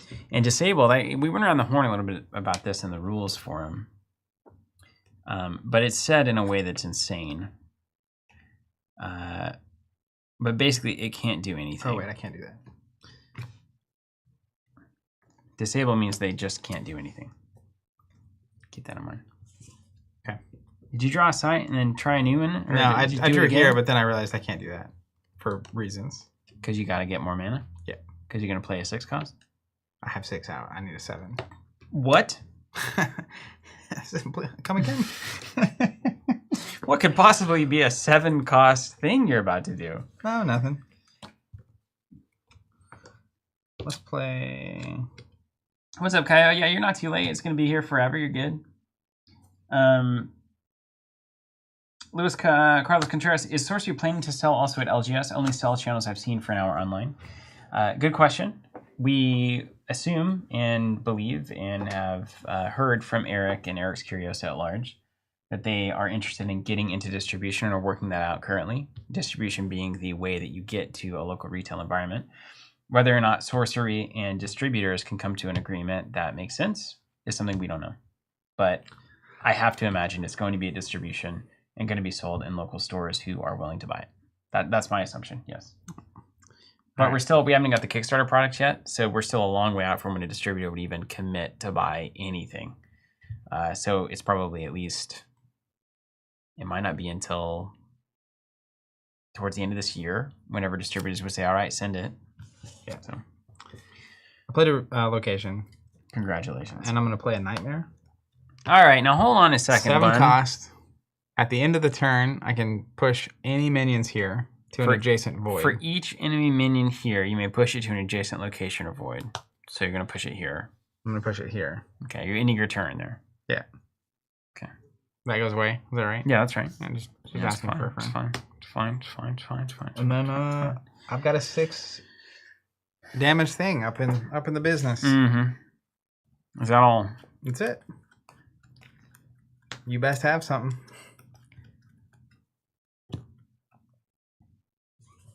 I best. You best. Y'all get back now. Wait, wrong deck. See, I did the same thing. Yeah, then we're okay.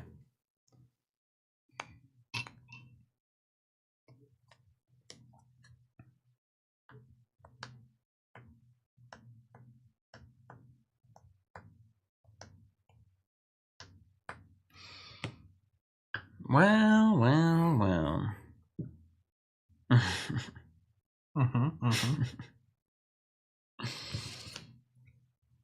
I've got options, man. I've got options.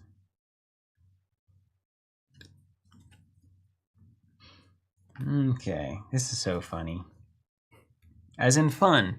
You know, you can't make funny without fun. Funny. Got all those one cost cards in your hand? No, man, quite the opposite. I got nothing but bangers. Beefers. Yeah, okay, let's do it. All right, just got to think about how. How. Okay. So there's one fun way to do it. And then there's the other fun way to do it. But we've got to churn through 6, don't we? Oh, can't you see?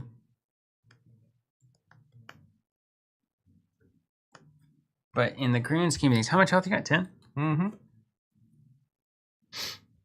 Okay.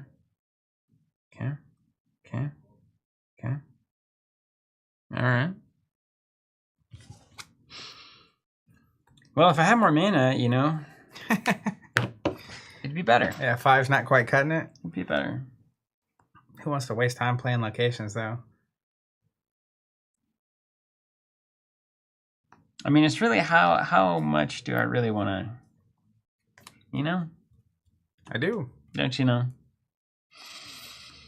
I mean, you don't just want to punt this one, you know? He needs a victory down morale down here. the infield here. Yeah. All right, Head by 8. Don't lose this one. We're gonna do the thing that I love.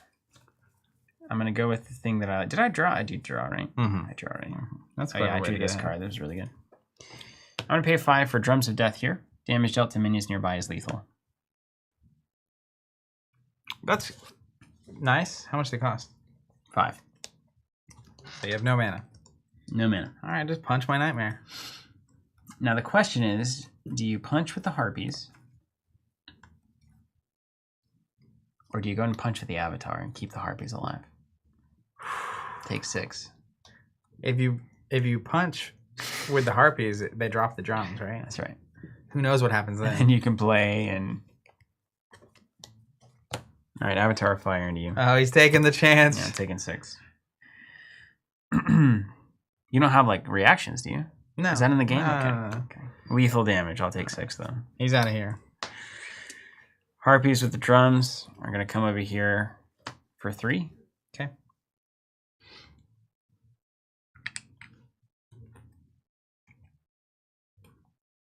Should we just do it? Basilisk for 3. Also, to be clear, there's units, Yeah. there's avatars, and there's ally, which are units and avatars. Mm-hmm. Okay. And then I'll pass to you.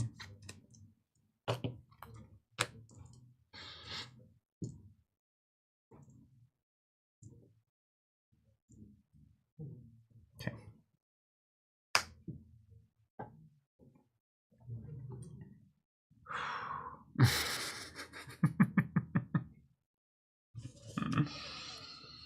Lewis, I love this. Best thing about Sorcery is that I still have no idea how it plays, and it still looks nice. Are the harpies nearby themselves? Yeah. Yeah. Everything is always near itself. Wait, what does that mean exactly? What, you got a lightning? You got a lightning bolt. You sneaky man. Lightning bolt would do 3. Okay, well then it doesn't matter. But if I have any way of doing damage to it, drop the drums, play something, pick it up. I don't think you have to tap to pick up an artifact. I think you can just walk over it and get it. Let's make sure. Interacting with artifacts. avatars are apparently units. Yeah. Avatars are units. Minions are minions. Minions are also units. That might change my decision. Okay, yeah. Once per turn, you may pick up an artifact at its location. No tap required. It can also drop or pass an artifact to an ally at its location. Maybe I should have given the drums to my avatar. Do, do, do. But sometimes you don't want the drums around, you know? That's what I'm dealing with.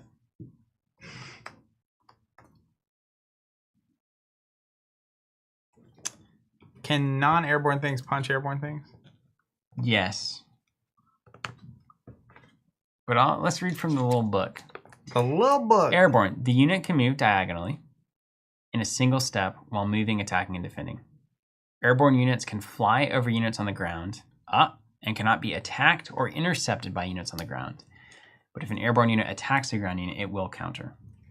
But I can't actively go up in the air and get you. Van Zach has not read the rulebook a single moment. Not a single one. That makes sense. Allies means your units. Units means minions and avatars. And then minions means minions. Avatars means avatars. Okay. We are going to chain lightning. Oh, come on, I'm Bun. gonna do 2 to your avatar.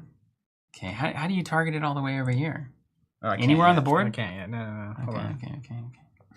I can. We will get there. The wizard can cast it too, which is relevant, obviously. Okay, let's just do this. I got a plan. Good. We're going to play chain lightning from here. We're going to do 2 here. Okay. Let's pay 2. Let's track it. Let's do 2 here. Okay. 2 here, I'll take it. And then I'll pay 2 to do 2 there. And it goes away because it's lethal. Whoa, what do you got up your sleeve? This is... Doesn't it say damage there is lethal? Oh, yeah. Sorry, yeah. Alright, 1 mana floating. So waste of time here? Or are you going to do something with this? Don't know yet. Okay. You going to send your avatar into it? Maybe. You're for 3? Let's go, dude. I mean, I'm going to take 3 either way, right? Yeah, you are. Either now or later. Yeah, that's true. That's actually relevant. That's how to... So I will just move up and punch you. Okay, you got it. And then I will pass to you. Okay.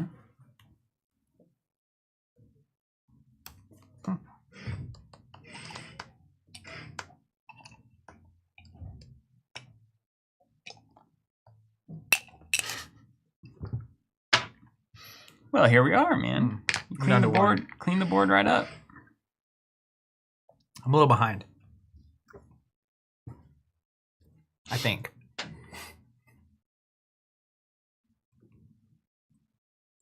A lot can happen in 1 turn, though. Now, once you go to Death's Door, I can't kill you that turn. That's right. Just theoretically. 1's the perfect number to be on. As an idea. I mean, I know you can get me there because you can just punch me. I could definitely do that. Yeah. I could definitely do that.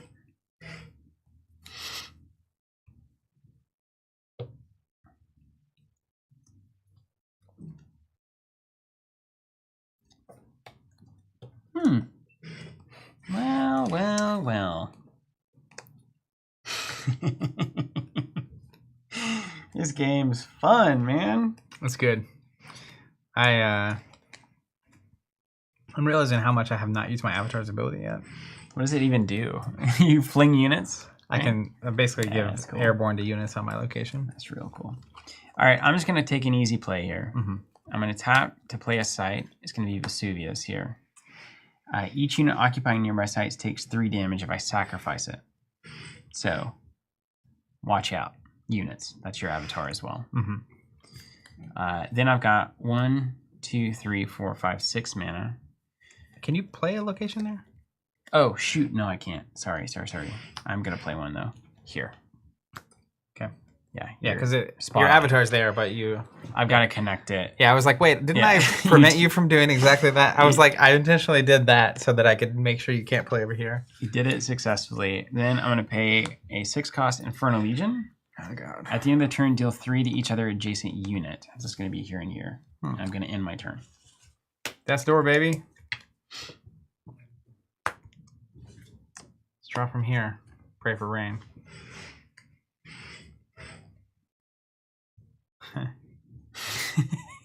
1 cost Snow Leopard for sure. No, a lot of reading. It's not that.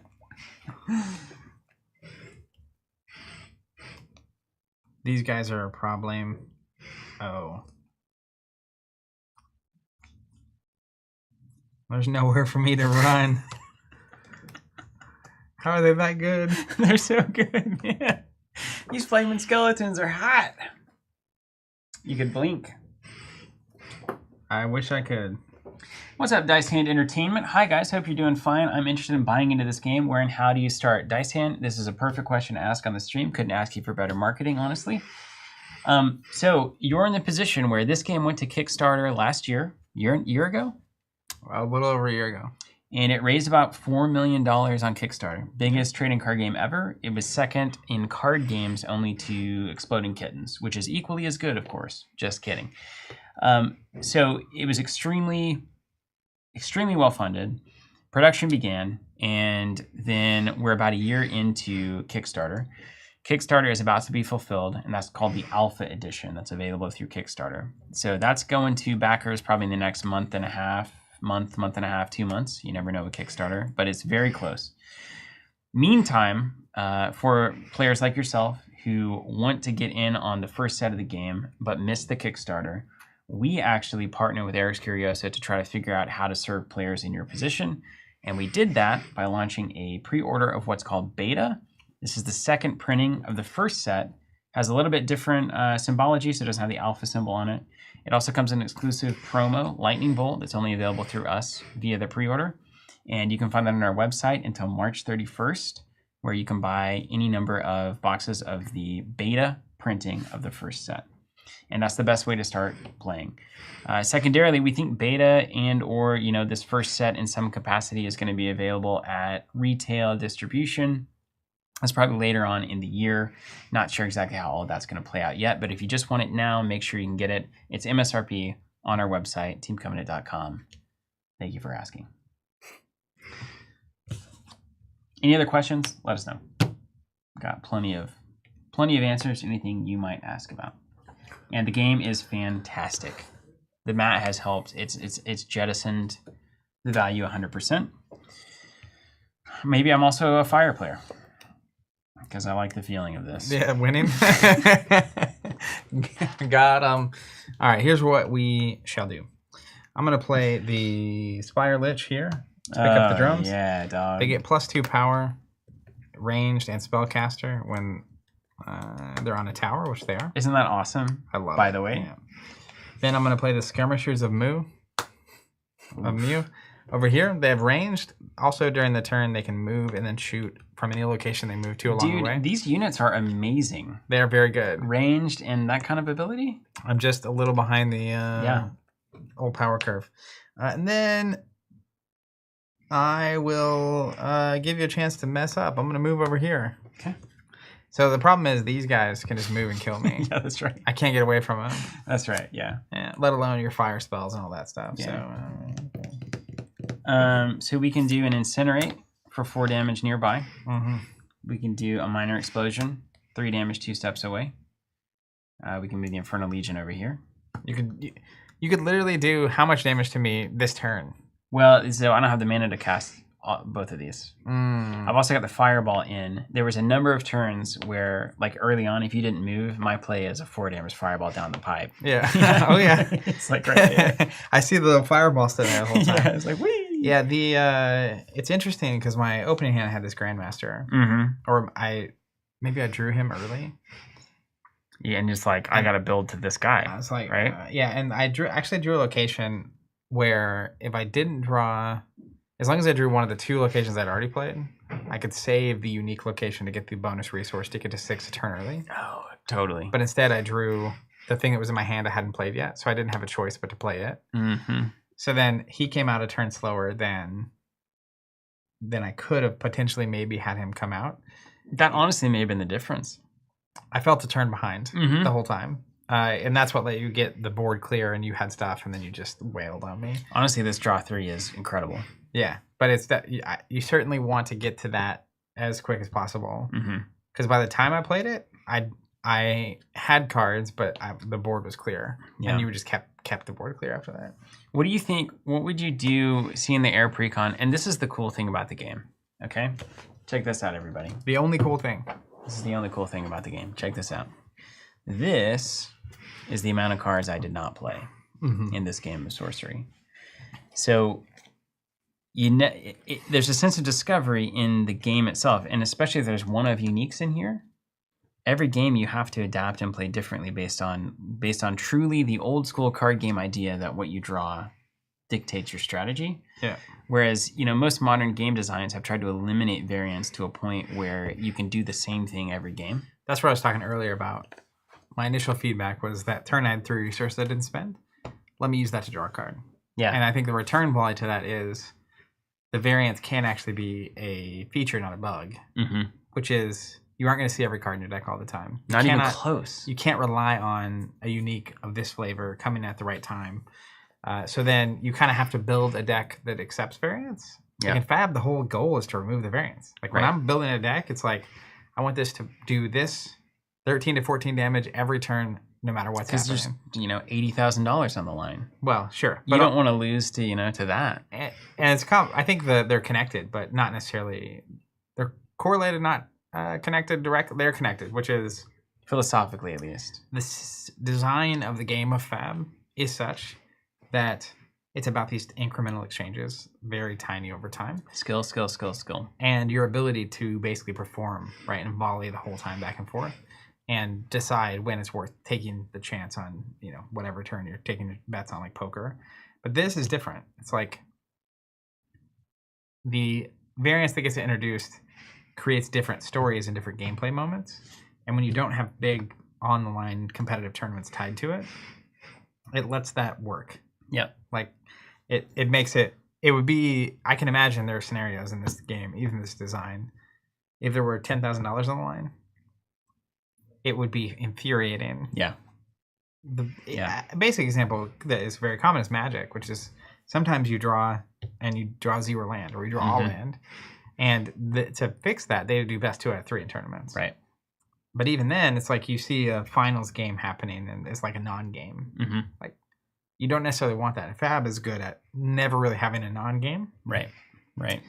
But this is getting the upside of the variance that you see in something like Magic without the true variant. Like, you can't get land blocked because you can always just draw cards from your Atlas, which is really cool. And if you're not seeing the cards that you need, you can try to stall as long as possible, right? You just play land to your back row. If you're a longer form deck, you're going to play land to your back row and not try to engage the opponent until you've had the max amount of time to draw your cards. Yeah. So like combo and control decks are probably trying to not engage as much as possible. And then your rush decks are trying to get into the opponent as quickly as possible. My strategy here was I had the Colicky Dragons or whatever, and I had Drums of Doom in my opening hand. And I was like, that's an awesome combo. So if I can connect a lane up really quick and then drop drums and just start pinging you with dragons and fireballs, seems reasonable. And there's a possible scenario there where that ping is lethal every time. We're getting the spammers too. Let's get them. That's how you know we're popular. Yeah, dude. Because so I have the Discord chat up, so I can't ban them actually. Is this... I don't want to accidentally ban the wrong person. Block user. Did I do it? I don't know. Are they gone? User in timeout and block them. If you had set up a play where you have the dragons firing the 1, and you like drop the drums on a nearby location, it's like suddenly it actually just defeats you. You could kill a nightmare with a single. Isn't that crazy? Like Dragon Bolt? Yeah. That's a super powerful exchange. Yeah. Those drums are crazy because if I have anything that can damage there, it can destroy the unit. Yeah. But you can imagine, especially with fire, you drop the drums like here, deserts? And then you do like damage here somehow. On the board here, yeah. So you drop the drums here, some effect that like does damage all of here. And it's like all the units just go like melt. Well, so Shifting Sands. Actually, Jesse Warren told me watch out for this card because this card's really good. So let's just imagine a world where I drop drums here, and then I play Shifting Sands and trigger these deserts. Yeah. And then it's like, all right, I'll do 1 there, I'll do 1 there. Kills 2 units. They die. They just straight up die. Yeah, I love those drums of doom. Ooh, man. Are they elite? So elite is 2? Yeah, you can get 2 drums. Because ordinary, exceptional, elite, unique. Yeah. TCG Brand, would it be inappropriate to ask if you guys will play again? Because I can't get enough. What do you think? It's 2 o'clock? It's almost 2? It's up to you, man. I'm just I'm along for the content, right? I could do one more real quick. All right, I think we can get another one done. The way we're playing now, I feel like it's probably 30 to 45 minute games. Let's see if we can do it. Okay. Let's do it for you. For you, TCG Baron. For you. Lewis, do we see a PvE possible with the Sorcery engine? You know, Let me grab some real quick.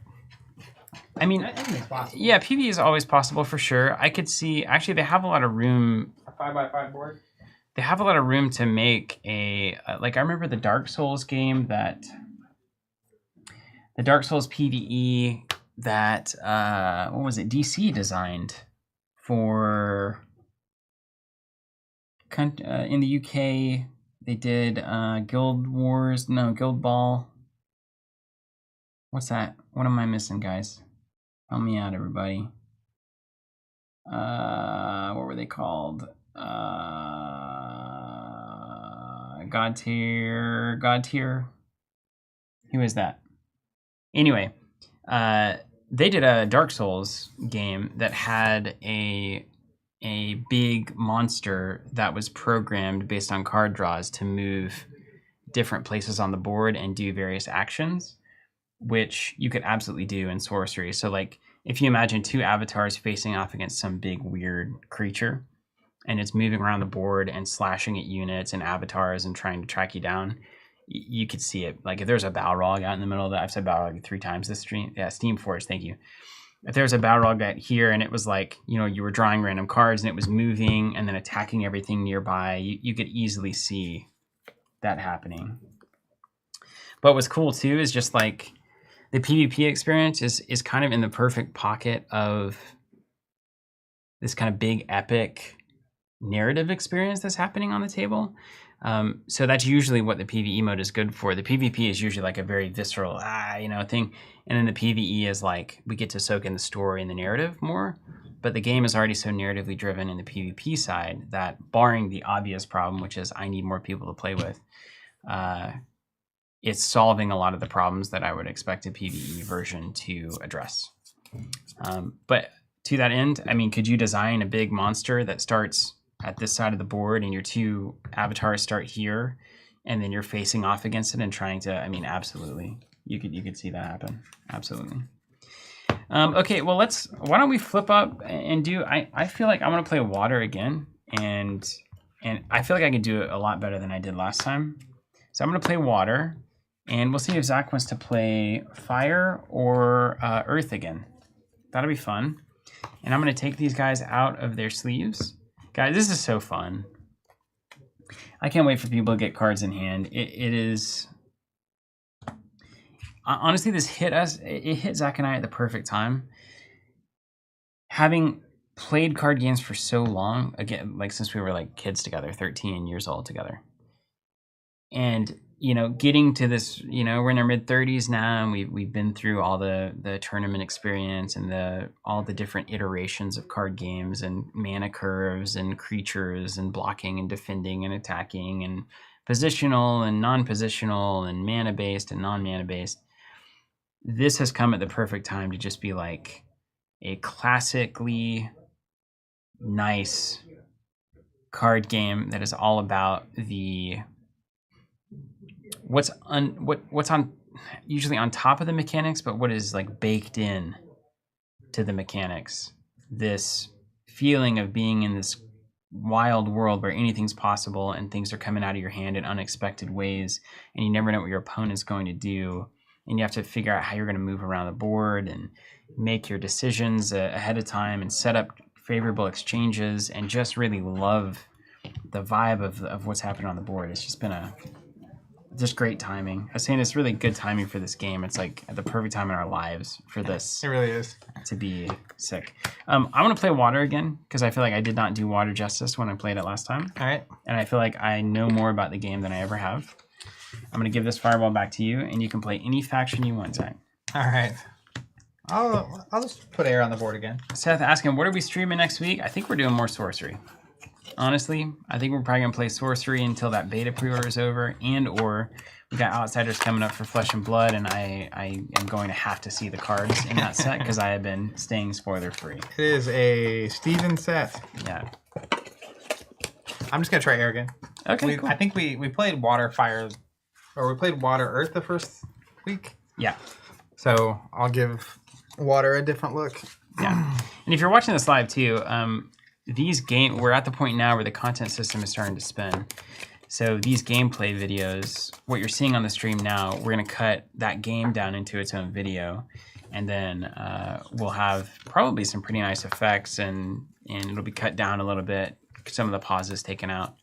So if you just want to watch the gameplay and you don't want to stick around for all of this on the stream, that's definitely available to you. Next week would be fun to do a little customization. Yeah, do a little deck building. That'd be cool. I was going to say, this entire game, I didn't draw anything less than 3 costs. It was like 3s, 4s, 5s, 6s, honestly. and it was sick, man. But I would have gotten wrecked by early rest strategy. Absolutely destroyed. I wouldn't have played anything until the 3rd turn of the game. Just smoking you. All right, let's see. Ooh, wow. Yeah, I think we will. Let's do some deck building maybe next time. Keep that. Even if it's just take all of our precons and combine all the water cards, all the earth cards, and then actually build like a more consistent deck, that'd be fun. I'm gonna mulligan 2. You know what I love about this fire deck though is all of these cards. Like when they're in your hand, look at this hand, right? You feel like you're a fire mage, man. No, it's true. That's why I like the old fire deck. And then you have this like just perfectly offsetting Petrosian Cavalry, where it's like it's not really a fire card, but it's in the desert and it's a different art style, and then you got these ogres, and it's like, oh, that's like way different too. It's like almost. And then you got Jeff Easley coming in, like, oh gosh, this dude understands light. And all this art just hits different. It's got a physical presence. It's awesome. What this art, you weren't a D&D guy early on, not for your own desires, Choice, but yeah. This feels like flipping through an old D&D source book, player's handbook or monster's manual. Different artists, different takes on different classes and monsters and that kind of thing. Seth saying, I don't know if you planned this far ahead, but will we see a continuous campaign series from TC when Earthborn Rangers releases? I think we will. I like Earthborn. I like Andrew. You never know. Yeah, well, maybe we'll fly Andrew down here. Just to have him in studio. Perhaps better suited. Maybe Andrew will fly down here. There you go. Better said. Yeah, you're a real negotiator there. Yeah. How about you fly first? We'll start there. No, that'd be great. I'd love to. Yeah, well, I'll have that comment off stream. All right. Leave a little mystery in the room, huh? You got to leave a little mystery in every relationship. Mm-hmm. Yeah. Once they figure you out, the game's up. The game's up. They know you're That's my questionable. 80% of my thoughts and feelings just do not share. They'll never figure me out. Yeah, very healthy too. Yeah. Worked the first time. It did not work. Worked the first time. Love it. Well, we're really. This is the moment. See, we get another old fashioned in here. What do you think? In the stream when we've gone on long enough that it starts getting bizarre, and this is where it gets dangerous. Perfectly sleeved, yeah. Right in there. Yeah, I saw you de-sleeving that. It's like I don't want any part of that. Do you want my Soraya sleeves?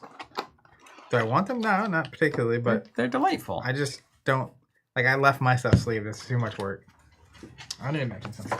Why is it that you're willing to spend so much time doing some things, but not Value exchange. Yeah, but the value of sleeved cards is super high. You ever shuffled an unsleeved deck? Come on. Of all people, Zach to say that? What the heck? Steven said the same thing about his. That was Buffalo Trace? Yeah, those old fashions were great. Yeah, if we can serve those to folks, I think everything would be great. Oops. Maybe that's the only cocktail we should serve. The old fashioned. Just like us. Yeah. I mean, it is one of the quintessential cocktails. You could old fashioned anything, though. Just add bitters and sugar to any spirit of your choice. Some works better than others. Some of my favorite cocktails. Tequila. Yeah. Desperado. I mean, every cocktail is in effect a sweeter, bittered spirit. Sometimes just a little more exciting than that. All right, Water, let's see what we can do today. I will figure you out because I refuse to play anything else. Mm-hmm. Yeah, what's up, Seth? We haven't heard much about Keyforge either. They've kind of gone under the. Well, they did the game fan. Yeah. And then they have posted like updates and videos and stuff of production. You mean they kickstarted it on GameFound? Yeah, they had to fix the algorithm and stuff. But I think it's supposed to be in the next couple months is when the GameFound shipments are going to hit. Didn't they make some big improvements to the digital side where you could transfer your decks or your shards? Or something? They were transferring the old site to their basically Asmodee owned the old site, and they were transferring all that data to their servers. Mm-hmm. But in that process, they also have the enhancements on cards, which is where like if a card is enhanced, it does damage when it enters play or whatever. Yeah. Previously, you couldn't see that on the app. Oh, right. It wouldn't tell you what was enhanced, but now that is what's showing. So Okay. that was definitely an improvement. Yeah, Seth, you're right. Kickstarter is the Kleenex of the tabletop gaming industry. It's the brand name for this action. Is tabletop still the biggest thing on, like the biggest driver of Kickstarter money? It was for a long time. I don't know. I mean, Brandon Sanderson, you see his thing? The Sanderlands It's like or whatever? $42 million Kickstarter.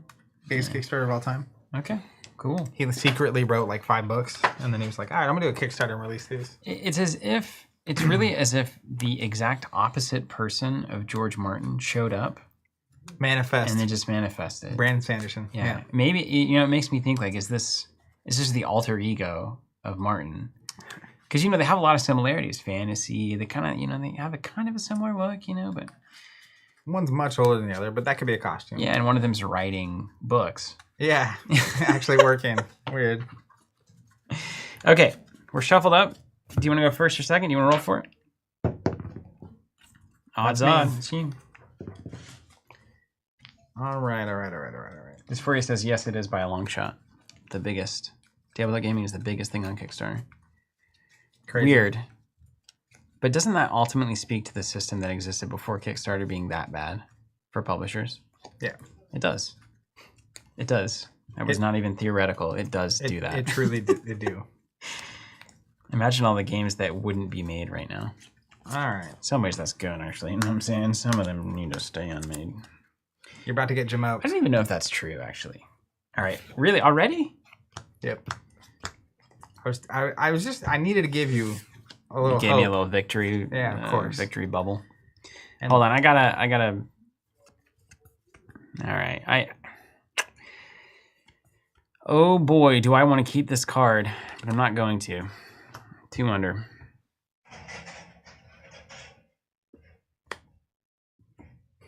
I'm glad I'm mulliganed. You ready to party? Yeah. I will draw from... Wait, you don't draw. First turn. I will play a Gothic Tower. It's the only one I have, so I get an extra resource. And then we will play a Spectral Stalker. That's it. You did the thing. Hey, but you know what? I'm so glad you did. I'm so glad you did, because it means this one cost that I have in my hand has value. Which it normally does not, I assure you. Okay. I mean, it's really the reason you would play a 1-coster, right? This exact scenario. That's right. Okay. Let's tap the Avatar of Water. Let's play a Spring River. Look at the next spell. I can put it on the bottom of my spell book.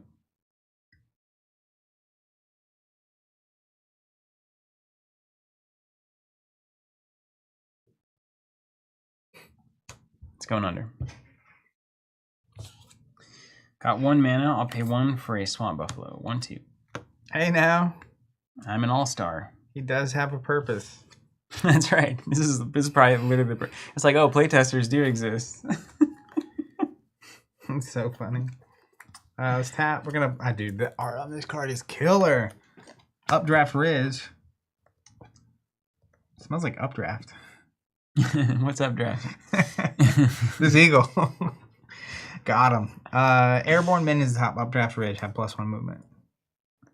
Love that. So they're going to go from here and just hop right in. You know what I mean? Do they? Can they move across the void, though? No. No. No, but right. when there is a location there, inevitably. Well, there won't be. I'm just saying they can get there. There might not be. We'll just pass. I'll wait till I get a lightning bolt to deal with that buffalo before I start swinging in. Now I can just play a location here and attack it. That's fine. Okay. I mean, that just means you have to do that thing. I will. okay with that. I will. Yeah, I will do that. Yeah. And that's okay. And that's okay. This game is dope, man. I know. Oh my goodness. It's so silly. I don't know if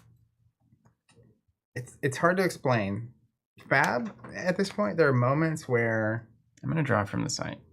I think I'm always so amazed by Fab because they can continue to design things. It doesn't feel like they're stacking on top. They're just going wider. Yeah. And they're offering the same game, but just different all the time. I feel that way. And like, I just feel like I'm learning constantly. This game, though, from a mechanical, thematic, art, enjoyable perspective, is like hitting... I don't know. It's like more joy every time, and I don't get it. I just have a light smile. Yeah. It's the same thing we have with a lot of the Decipher stuff, too, though. Mm-hmm. All right. Tab Avatar of Water. I will play a Spring River over here. You found yourself in a river, Mr. Voidman. Look at the top card. It's like the John Travolta I'm going to keep that there. Where he's like, how did I get here? No longer in the void.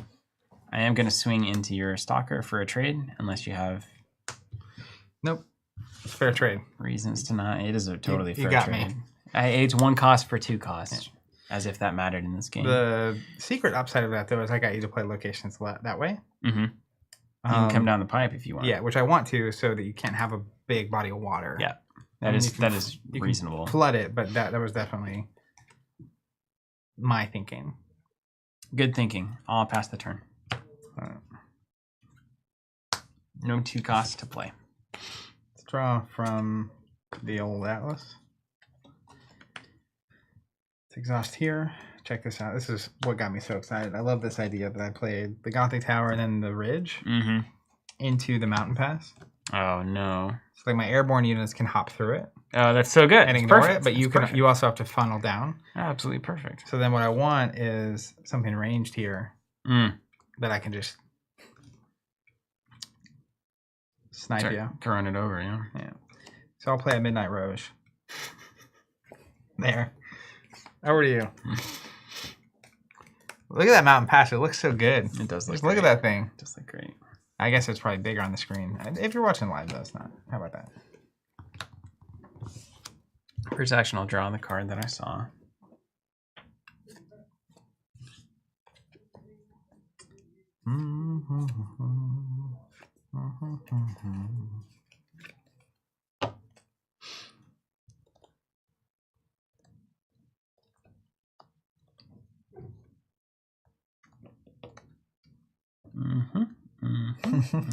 TCG Barons, the air traffic control build. All right. Let's play a site here. I was definitely going to cut that off. Can't let these bodies of water get too big.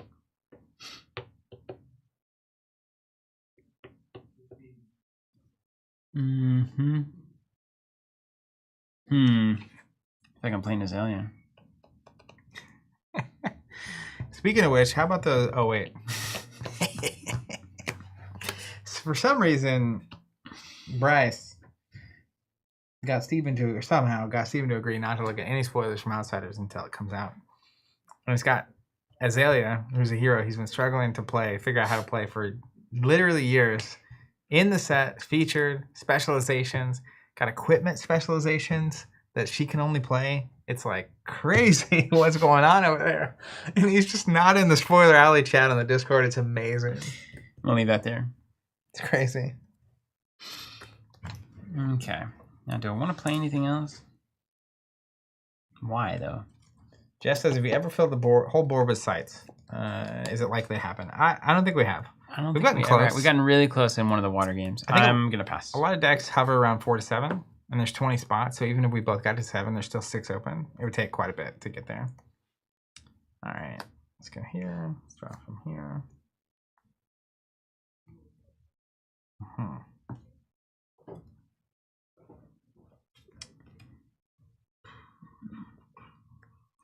It's a game of patience, just like Fab. I mean, it's just like you could play something, but what are you threatening if you do that? If it's nothing, then don't. Let's exhaust here. We're going to play a Lone Tower, which is going to give me +1 resource. I've got 5. Going to play an Apprentice Wizard. Nice. Spellcaster, Genesis, draw a card. Good. It's good stuff.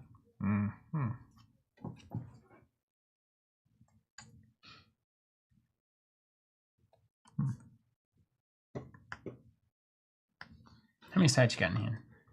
0. Okay.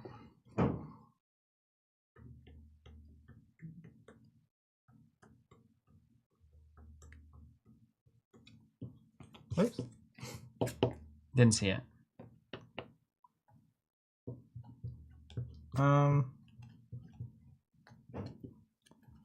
I will. It's probably worth it.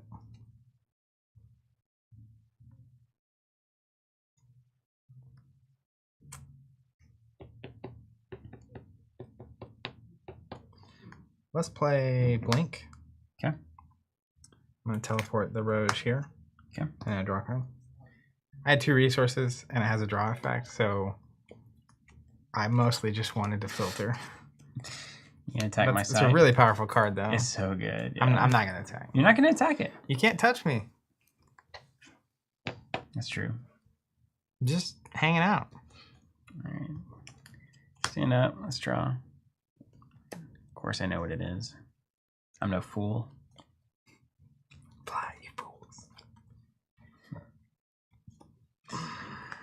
Okay, yeah, let's make you draw if you want to try to keep cutting me off. So I'm going to play a site here. Look at the top. I can put it on the bottom if I want. I would like to cut you off. To be honest.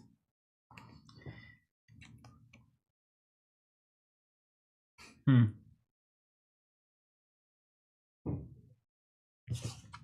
ever have a sneaking suspicion you're going to need every card in your deck to be foil? No. Me neither. I've never felt that way. Okay. I've got a decision to make here. This is a good decision.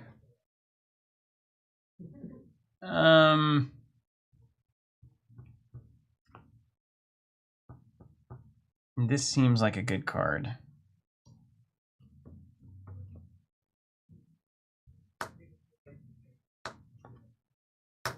I throw it on the bottom.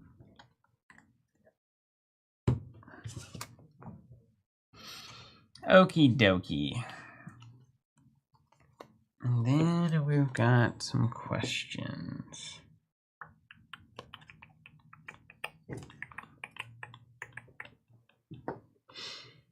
We gotta try to prevent you from doing That's actually very funny flavor text. garbage. Oh, I'll have to read that in a second. Let's see if we actually prevent anything, though. I wonder with stealth, I think I still get the opportunity to block if you do attack. Is that fair? Yeah, I think so. Once I do something, I'm on stealth.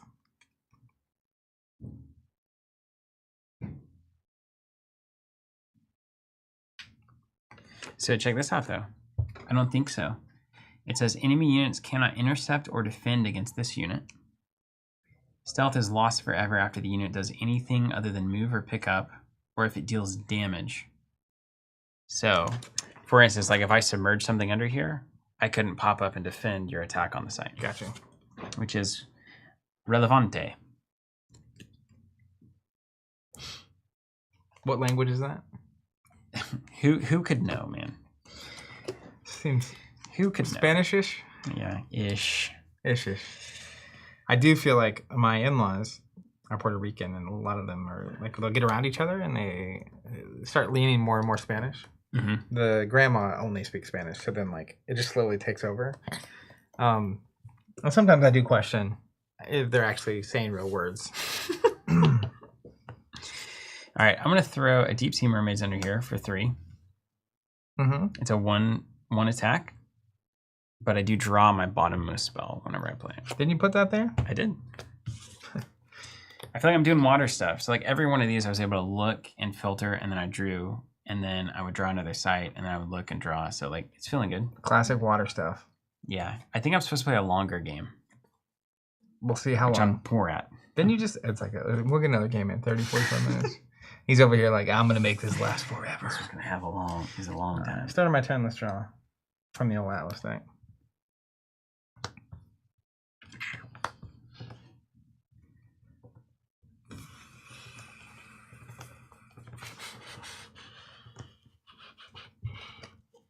Alright, let's tap my avatar. Play a Dark Tower. Get an extra. I've been so unfortunate here. I drew one of each of them. That is very fortunate. Well, 2 of the times I did not want the extra resource. Oh, yeah. It's a bummer. So here we are. Whatever, dude. Let's play.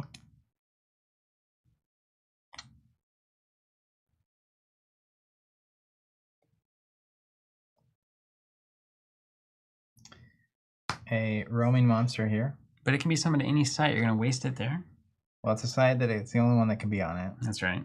There's next to 2 locations of yours that I can attack. That's right. I like this site. Reasonable. I do like that site. And then I'll pass to you. Okay. Untap. Let's draw from a site. About to get real. It's about to get real.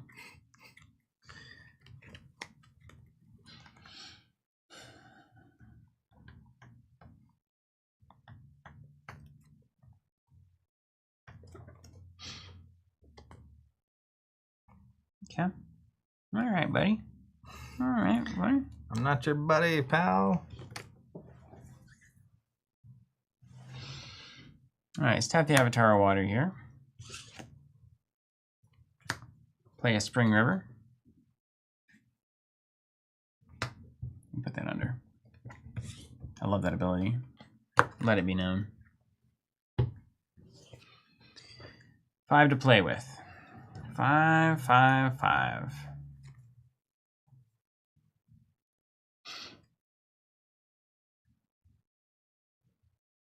Okay. Ergo, and you've got ranged, so it's really problematic.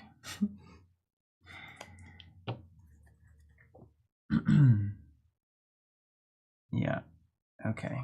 So we'll go there, and then we might go there, or maybe we'll go here. You swing in on your little roaming monster? Okay, dude, that's fine. That's fine. Come on in, man. The water's fine. Ranged is a bit of the problem. You got 2 cards? 2 genuine cards. How many cards you got? Tons. I see that fat stack. Old deep pockets, Wooly. 5. Sorry, I got the board. You got the board. You got the board, yeah. My cards are in play. I need to decide how risky I am. Not risky. I'm not, dude. I'm really not. I'm not a risk kind of guy. Not a risk man. Not a risk man. No, it's very true. We're gonna have to get this rogue to do something. All right, I'm gonna put a sea serpent under here. Oh my goodness. For waterbound. We're going to land. And I'll pass you. All right, start my turn. Let's draw from.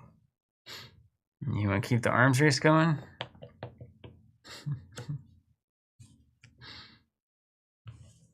Let's draw from here.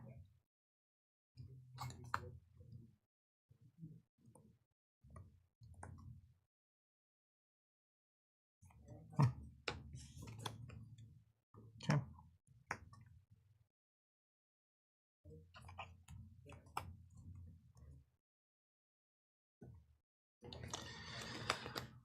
Oh.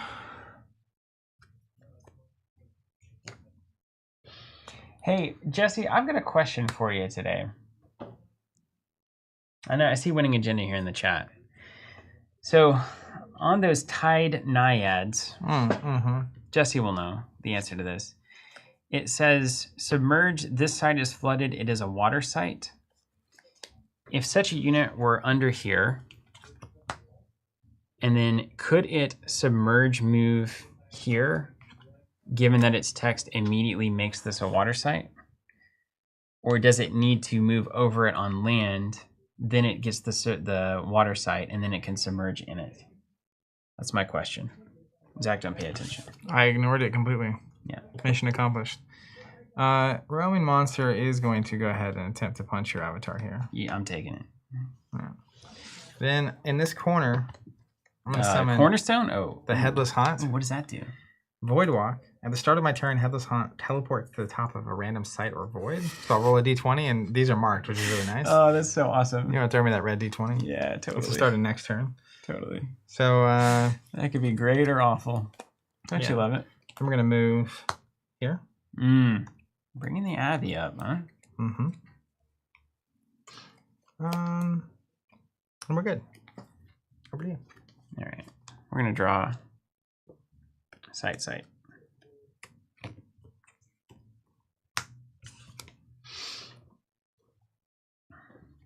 All right. It's a froggy time. Jess says, I don't think it can move submerged into the non-water site from memory, but I'm only 80% sure. TCG Brandon, you can do that. It came up in the TTS tournament recently.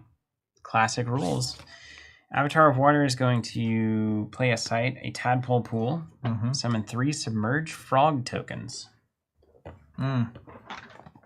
Water's so hilarious. I was very tempted to draw a site, so I could cut that off. That was, you're going to have to keep doing that, which we're both going to have to keep doing I it. eventually gave up on it. Yeah, I knew you would. You get bored with it. Yeah, it's like, okay, whatever. All I know is I'm going to roll an 18 on this d20, or a 17, or a 13, or a 19. Look at my little frogs, man. Come on. And they're submerged? They're submerged, yeah. Sorry, I read that as a question. The answer is no. Okay, I can't do that. That's good. That's the way I would have read the rules, so I'm happy that it's that way. Aaron H. asking if we have a physical space. We currently do not. We closed our second version of our Store 2.0 in 2021 pandemic hit. We have since, in the middle of the pandemic, bought land. We're working with architects to try to build what we call 3.0 and hoping to open that sooner rather than later. But a lot goes into that. I like the fan of frogs there. I'm a fan of frogs. I too am a fan of frogs. Okie dokie. This is it's a tremendous problem. Ranged, I can't do anything about it. I can't do anything about it. Why is it a problem? Because I can't do anything about it. I can't attack it. I can't target it with a spell. It's just sitting there. If I play something up here, it can shoot for 2. If I play something here, it can shoot for 2. So if I want to threaten this land, I've got to be able to put something here that can take 2 damage and whatever other shenanigans you've got and still live. Yep. If I want to put something, if I even want to move the mountain pass, I've got range coming. If I want to put anything here, you've got the rogue. So now I've got to expand my board this way, which nobody's terribly pleased about. Aaron says, where to game in Tulsa, then I might have to move there for work. We have a ton of great people here in Tulsa that play games. If you're in our Discord channel, there's a whole Tulsa thread there. It depends on the game and what you're into. There's a handful of different stores. There's a game cafe. There's a lot of great places to hang out and play games and tons of different communities. So it's a great place if you're a tabletop gamer, honestly. All right, dude. I'm going to pay 3 for the Brabant Nag Bullfrog. I'm going to put this in my belly when he comes into play. If the frog leaves play, I get my thing back. You get it back. And does it count as it already being in play if it comes out of the belly, or is it summoning sicked? I don't think it has summoning. Isn't it when they enter play, they can't do anything? Is it coming out of the belly of a frog entering play? You tell me. I think it is entering play. I think Who's it's who? the last time. Summoning sick. When a unit comes under your control, it cannot tap during that same turn. Okay. Fine. I got frogged. You got frogged. TCG Baron saying no summoning sickness. I don't know, man. Well, it's kind of still in your control. You just can't. It's disabled, so it's still in your control. Yeah. It says he carries it disabled in his belly until he leaves the realm, but I don't control it. Yeah. I sure hope you can't kill that thing. You're gonna love it. This is like the frog. That always happens that way. Yeah, he always gets lit up. And then you've got range there. Well, if you've got something weird, I'm gonna go and play a 2-cost Tide Naiads there as well. The site is flooded. It is a water site. Okay. So I'm figuring I can flood that mountain pass, and that might be bad for you. That's an answer. And then I'm gonna move my serpent over here, submerged. Okay. Over to yours truly. Yep, I'll give it to you. First things first. Let's roll this d20. You're the realist. Let's go Headless Haunt. I love this card. Oh, dude, don't you dare touch that bullfrog. 11. That's not bad. My frogs can defend at least. They can pop up and defend. Mm-hmm. For fine. 0, yeah. That's fine. You just got to go through 3 frogs before you can touch the pool. He'll go here and then we'll transport and do it all again. Let's draw here.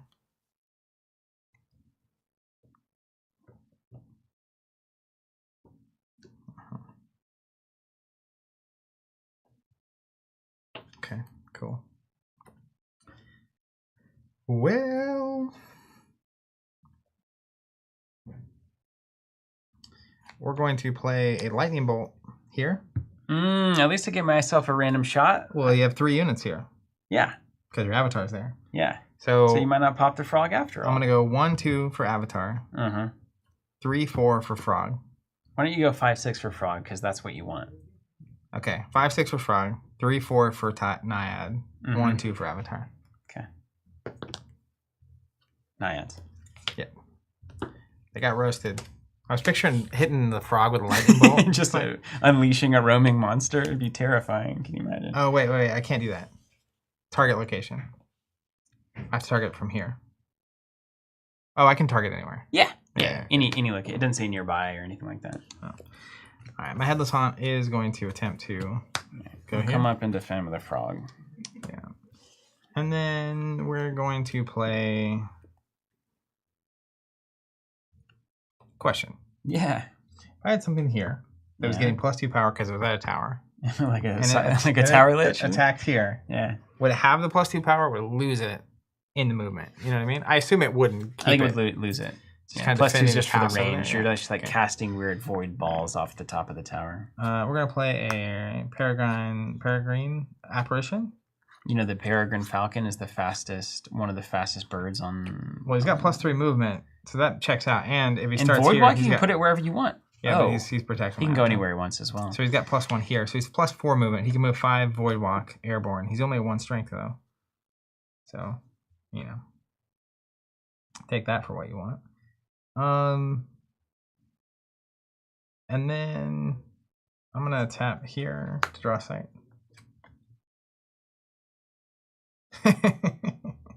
Don't you dare. Why you do this? All right, man. I feel like I'm having deja vu here. What kind of deja vu? The kind where I'm going to get wrecked again. Where I'm staring into the end of a bottomless pit, which means I can't see it. Starting my turn, I'm going to draw a sight.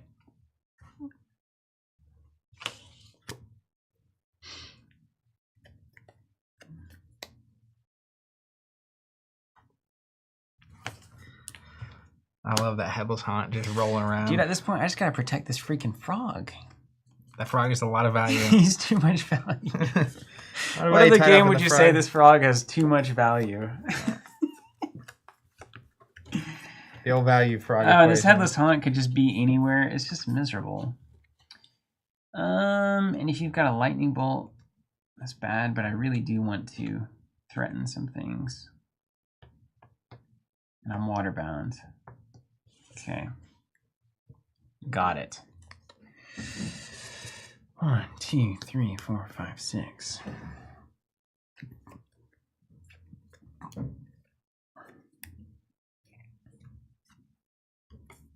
Aaron H, is this game 2v2 only or multiplayer? So it's 1v1. I don't know that there's official other form. I have heard them talking about multiplayer, though. I can easily see a 5x5 grid with 4 players at it. Mm-hmm. That would be crazy.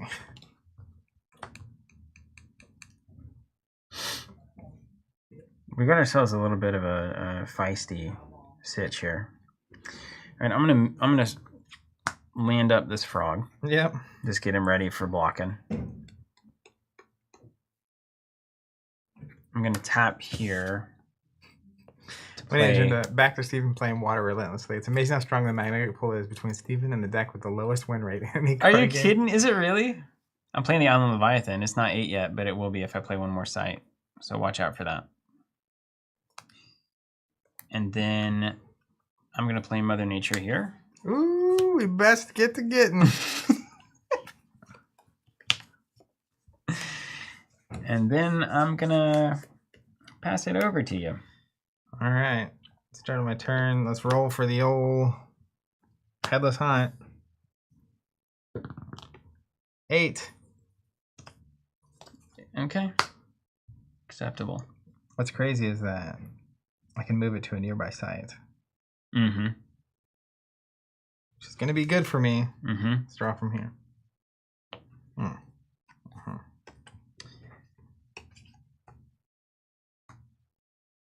Yep.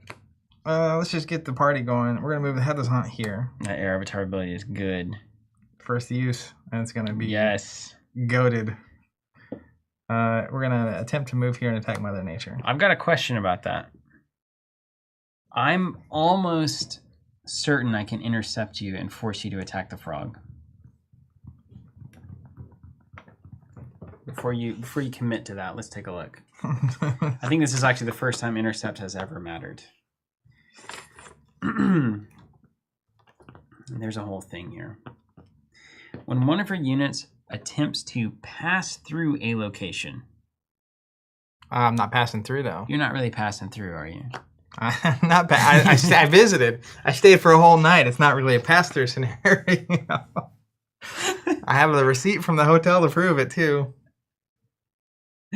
Just saying you cannot intercept with a submerged frog. Because you're not passing through. Beautiful. Beautiful. What's crazy... Why do you always kill my Mother Nature? I don't know, man. It's just how nature was intended it to be.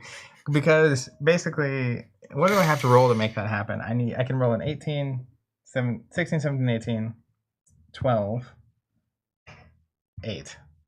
Yeah, it's not. So it's not 25% chance for that particular. Now, outcome. if I swing the frog in here to block, I kill the frog, I get my werewolf, and you get the monster, I kill the thing. You're a werewolf.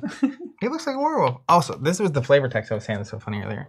It says, here's Bronny instead of here's Johnny, which is so funny.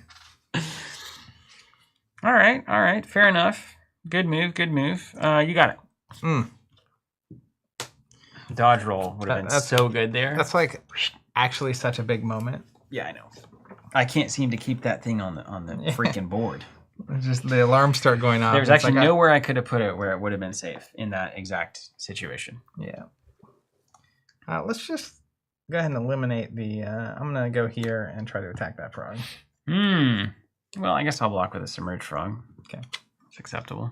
We're going to play a snow leopard here. 1 cost. We love it. We're going to play a spire lich here. Okay. He's +2 power, ranged, and has spellcaster if he's on a tower. Reasonable. I love those liches. Mm-hmm. So good. And I'm out of cards. Oh, wait. I can do things here.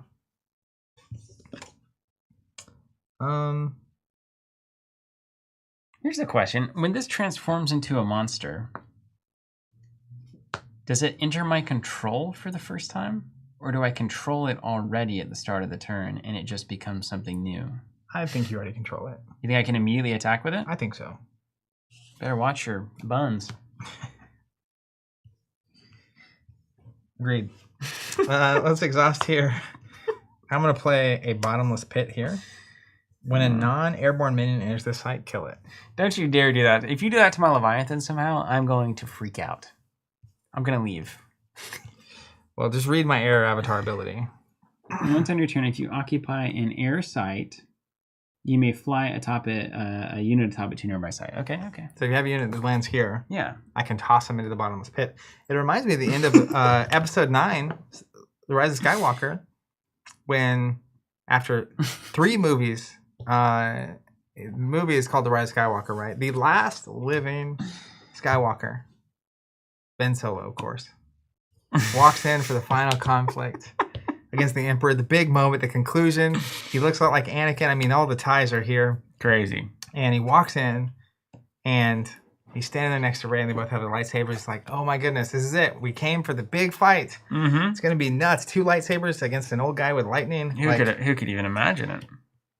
And then he just gets flung into a pit. Mhm. He doesn't even do anything. It's kind of a weird situation. We didn't even get to that last week. This is part 2 of this Rise of Skywalker talk. Isn't that nuts?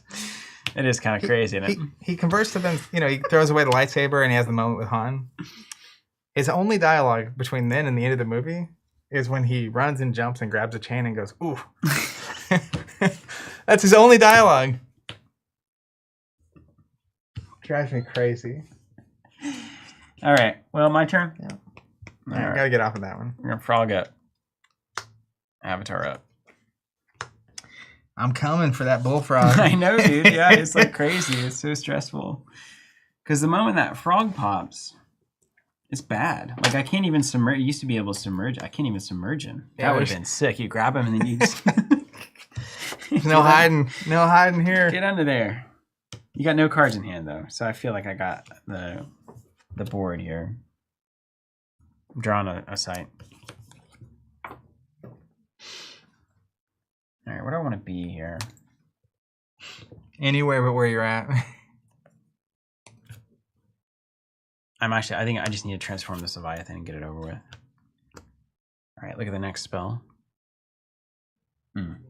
Dad likes that one. Dad. We're gonna keep that. This guy transforms. Where's the Barney Rubble? I do. It's in the Precon, man. Not that one. KJ saying, Zach's got that Riz though. He does have the Riz. It's all in the jacket. Watch out, dude. 8-8 coming at you. This is the kind of thing I'm just built to do and then get disappointed by how easy it is to kill. Watch out for that bottomless pit. Yeah, literally just built. Although, if you go down there, can you look for Ben Solo? Is body of water nearby or adjacent?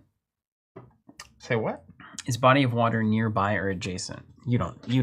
You I don't even know what that means. You couldn't possibly know. It's not even possible. Now I know how Serena feels when I'm talking to her about Fab. It's like, what did you just say to me? All right, body of water. Is it adjacent? Where would I even find this? Where did you put this in the rule book? Is dude? what adjacent to what?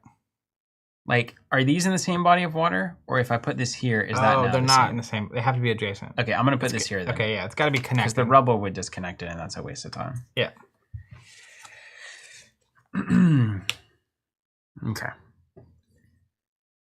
So now we start tromping around, basically. And we just create problems, basically. That's what we're going to do. Ideally, I want to get my Leviathan into the mountain pass, so he's just clogging and killing. He'll clog and kill. Yeah, if he's clogging and killing.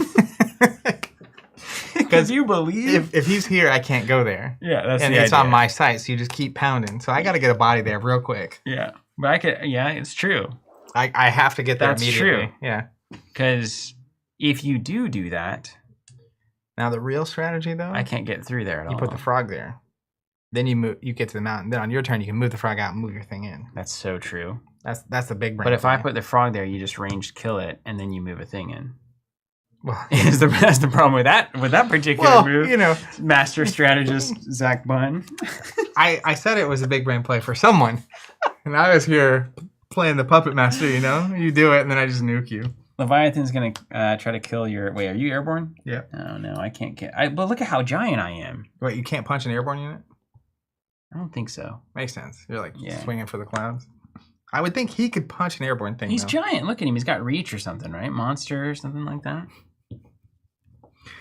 I think right now you're reaching. Come on, man. Come on, man.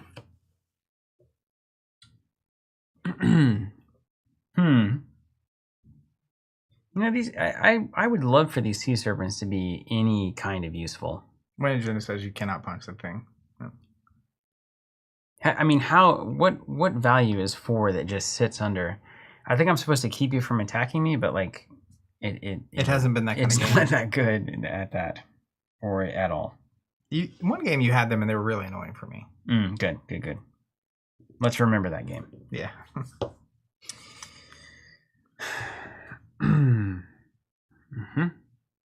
All right, fine. I'm just gonna move here. Mm-hmm. Frog's gonna stay up, and we're gonna pass. Over to me. Yeah. Let's ready my stuff. I really wish I could keep that frog safe. Let's see where this guy goes. What do you think? Time for the old headless hunt. And he moved, right? Is he exhausted technically? Yeah, he's exhausted. Yeah. Here we can exhaust him. He just looks like land when you exhaust him, so. I see. 3. Oh, that's great. Get on back. Get on out of here, man. It's the downside of the headless hunt. He doesn't know where he's going. All right, I will draw from main deck. He doesn't know where he's going. He's going to find himself in that pit. How many resources do I have? 6? Yeah, 6.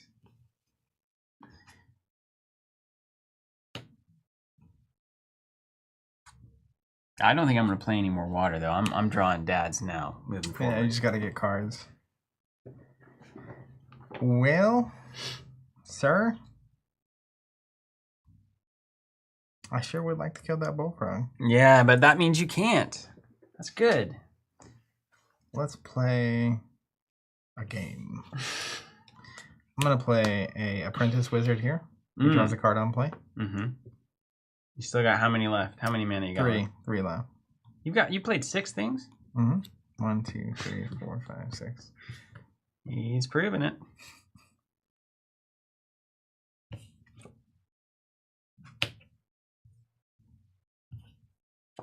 Yeah, I think we do that.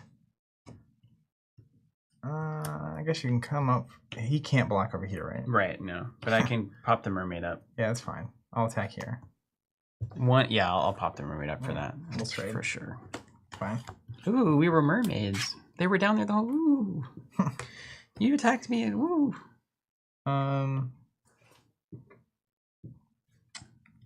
We're going to. Watch out for the frog. Yeah. We're gonna punch here. Yeah, that's acceptable. Take 1. I think the frog could get more value than blocking 1.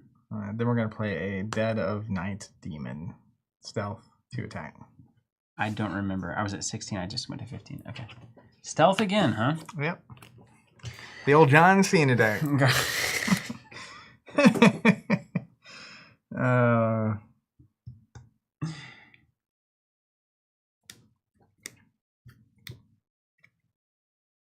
I'm gonna get that bullfrog.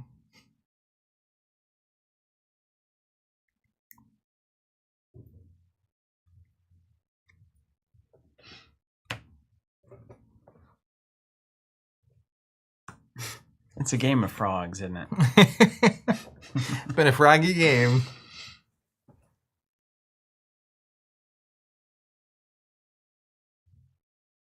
Oh wait, my avatar was here? Yep. I'm just gonna tap into a site.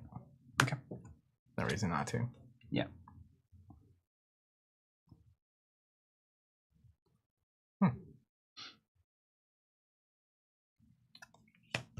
Beautiful card. Paolo, nice match, guys. Are you going to have the Precon decks for sale as well? Do you think if I buy 3 boosters, do I need the Precons? We will likely have the Precons for sale. We don't know what the timing of that is or when they'll ship and stuff. I think if you buy 3 boxes, you'll have plenty. You might be, if you like the elemental avatars, that's probably the big reason to get the beta Precons, but we don't know what's even going to be in those yet. So the assumptions are that they would be similar to these, but that's not guaranteed. And I think 3 boxes is more than adequate for a great sorcery experience. Okay. I've got my play. Mm-hmm. I've got my play.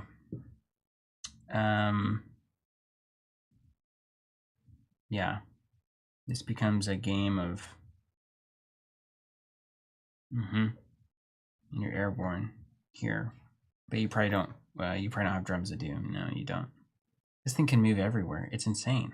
He can go anywhere he wants. It's just like take 1 for the rest of the world. He can actually go across the map 4 total spaces. What a freaking bird. All right, here's what we're gonna do. The bullfrog is gonna move here to safety. Wink, wink, nudge, nudge. Hoping I had a lightning bolt. Be a shame. That frog got fried. Avatar of Art is gonna cast an Ice Lance. Uh-huh. It's gonna deal 3, 2, 1. You gotta choose. Yeah. Deal 3, then 2, then 1 to up to 1 unit at each of the first 3 locations along its path. Okay. That's a good play. Leviathan in for 8. Very Can good. we block it with your Midnight Rogue? I can't. You can. Only one person can be there. Right. That's so good. I forgot what the plan was, the strategy. What was it called there? Something and something? I was gonna... I don't remember. Bash. Smash. Pass. We got problems. And then I'm going to leave my avatar. Now, part of me wants to draw a sight. A part of me wants to have 2 blocks on the frog. And the Leviathan. I cannot attack the Leviathan. Right. But you can do your range stuff, but that wouldn't matter. 8 ranged? Gonna be a minute. Can you get through a frog to the real frog? Or should I move the frog to prevent a lightning bolt and make it a 50-50? Or should I move the avatar and the frog to make it a lightning bolt 33? Yeah, dude. But you're hot off the presses here with no cards in hand. Yep. We're going from the top of deck now. All right. I have to believe that I'm okay. But that Headless Haunt could show up. Headless Haunt, swing, Ooh. Apparition can't kill the frog, so that's okay. Acceptable. And Rogue can't really do anything here. All right, I'm gonna take the risk, I guess. I'm gonna get the sight. Awesome. Yours truly? That's so good. Yes. I mean, it's awful. D20. Here we go. 18. Oof. It's frogging time now, baby. All right, we'll draw from top of deck. Oof. It's frogging time. All right. I will. Don't sleep on the frog block. Oh, yeah, we're going to bird the frog. Oh, right. You bird the frog. bird And the then, frog. see, I took a risk. I took a Yeah. stupid risk. I should have played it safe because I've got Cram and Crash or whatever here. My strategy is in. Yeah, you just need to not die. I just need this frog not to die so Yeah. that you get a stupid roaming monster that does 4 damage. Oh my gosh. The beats are about to hit. Yeah. Now the race is on. Oh, My it's, 8 versus your 4+. well, yeah, I'm just going ham now. Oof. I'm coming after the frog. I forgot the frog kill. Oh, no, wait a minute. Oh, no, he's tapped. Yeah, he's tapped. Right? We need to just, like, he's there. You can just treat him like a... I guess. But then what if I'll tap him this way? Yeah, there you go. But that kind of looks like to you. What if we did him sideways? Okay. There we go. All right, then My chest brain failed me, dude. Headless Haunt will punch the frog. Ah, man. Yeah. And then Yeah. roaming monster will... Now I've got a 4-card pile up over here. Is this punch the location? Probably. I'll just punch the location for 4. 11. And then we will go ahead and attack this location for 2. You got it. He's no longer stealthed, yeah? Right. We will play another one here. Mm-hmm. We will tap. And play a Cloud City. Nice. We built Cloud City. And is there anything else? I guess I could punch with the Midnight Rogue. Midnight Rug? It's a race at this point. Yeah, it is. It's a good race. I'm just gonna punch for 2. All right, I got it. Let's go to 7. I've got to get you to Death Star next round. Yeah. Just on. Yeah. Actually, you know what? Let's put this guy here, because this can transport it next round, and I have a blocker. That's good. I have to decide if I'm going to play offense or defense here. Winning agenda. How much does Zach love winning off die rolls? You also lost on some die rolls, though. Let's not forget. Give a little. Get a little. You know. You never Okay, know where that let's headless draw. haunt's going Let's to see show what happens up. here. I like the ghost.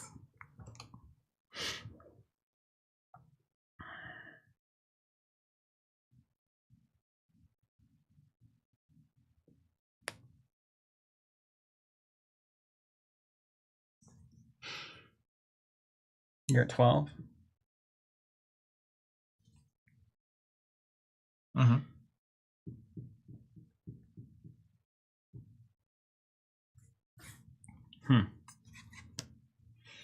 You know, it's unlikely that Headless Haunt's going to end up somewhere helpful. Well, he could land in 1, 2, 3, 4, 5, 6, 7, 8, 9, 10, 11, 12, 13, 14, 15, 16, 16 spots, and he could attack you. Really? Yeah. Really? Just for what rarity is that haunt? He is exceptional. So you could have 3 of them haunting around. I'm a haunting around. Haunt, haunt, haunt, haunt, haunt, haunt, haunt, haunt.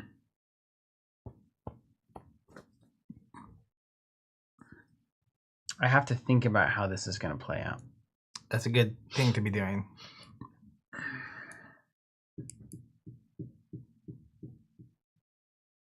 And I don't really want to give up the mountain pass. That seems less good, to be sure. But you've got no cards. I've got a big thing on the board. If I can get you to top deck city, you and I are both top decking, but I've got presence. And it's going to roll all around the board. I think I've got to take that risk. All right, I'm choosing defense. Okay? Mark me. And this is the moment where I'm not happy with the decisions I'm making. 2, 4, 5, 7, potentially 7. I'm at 7. 6. 2, 4, 5, 6. Oh, that math adds up weirdly. You better not block that stupid. You better not block that stupid ground mountain pass. You will though. You will. You will. You will. You will. If you exit the mountain pass, I will be entering it. But that's okay, right? Jeff says, well, look at that. You're close to filling the board now. I know. Yeah. This one's for you, Jeff. 5 more locations and we've made it. You've got all this stuff. It's like so much stuff. Yep. It's absolutely annoying. You're not playing fire, so you haven't been able to keep my board clear. Yeah, two is crazy. And I'm supposed to be a board guy. Look at how much more stuff you have than me. 1, 2, 3, 4, 5, 6, 7 units to my 1. Plus the Leviathan. 8, 2 to 7. And what's the Sea Serpent doing anyway? What is the point of this? It's just over there swimming and enjoying his life. Lewis, did the Precons come with a how to play guide? So they did come with a rulebook. So I think the answer to that question is yes. Dude, honestly... Winnie Engine said, I recommend you draw a Wrath of the Sea. Steven. Yeah, I know. It'd be so good. This Peregrine Apparition is such a problem. Once you get me to Death's Door, I'm dead. It gets getting... And who knows, maybe the haunt will show up too, even if you were far enough away from the bird. We've got to be smarter. See. We've got to be smarter.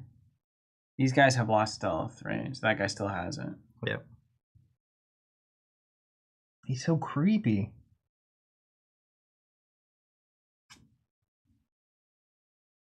So creepy. Did you see the horns on this guy? It's weird. Yeah, I don't even want to look at it. It's appropriately creepy. But I can't... It's the only place I can block. I hear if you look away from all the ghosts, they can't get you. So at least blocking 1 off of the Lich. So you do 2 here, you do 2 here, easy. You do 1 here, that's 5.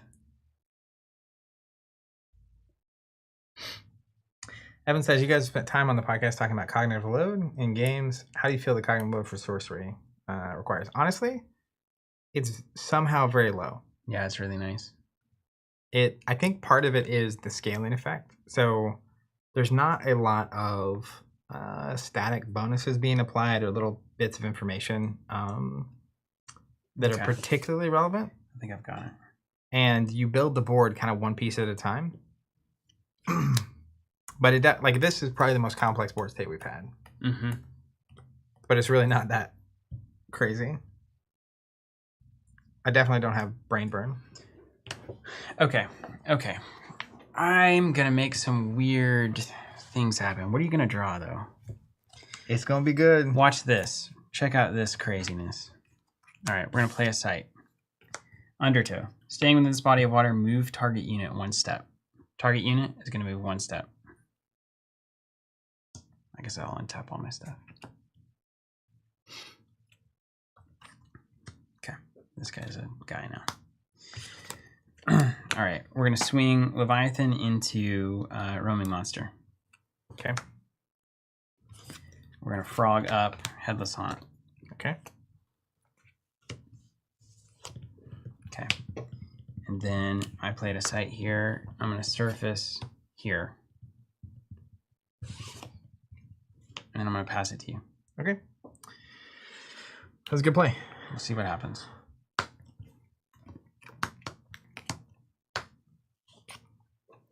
Let's draw. Is that a 1 cost? 1, 2, Snow Leopard? 3, 4, 5, 6, 7. Okay.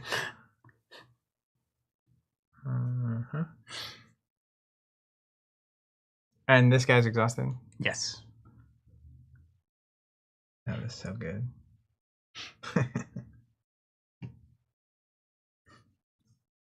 So I assume, yeah. Okay. Well, check this out. Oh no. I feel like a lightning god. Oh, did you get a lightning bolt? Like the non-random one? I got the chain lightning. Oh, good. So I have 7 resources. I'm going to spend 6 basically because we're going to go frog, avatar, frog. Yeah. So 2 the avatar, frog goes away. I get my haunt back.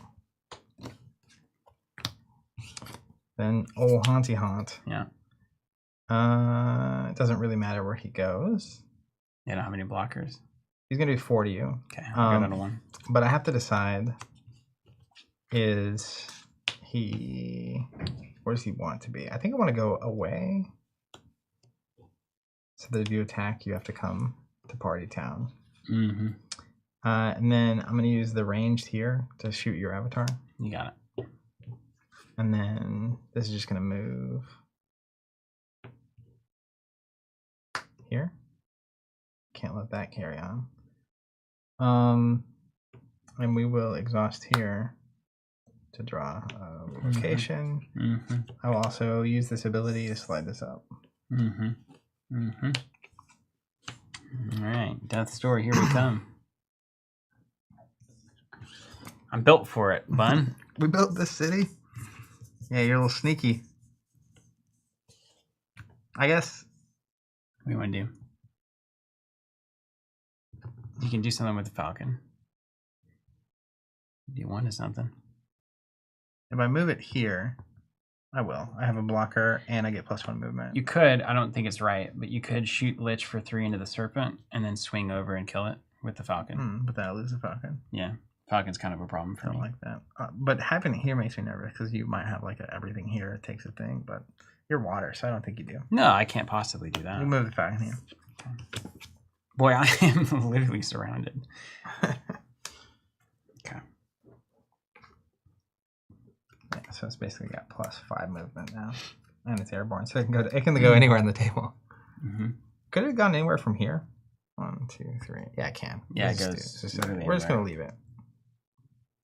That's just a mistake because I forgot I can go diagonal in that movement. They can just go around the world.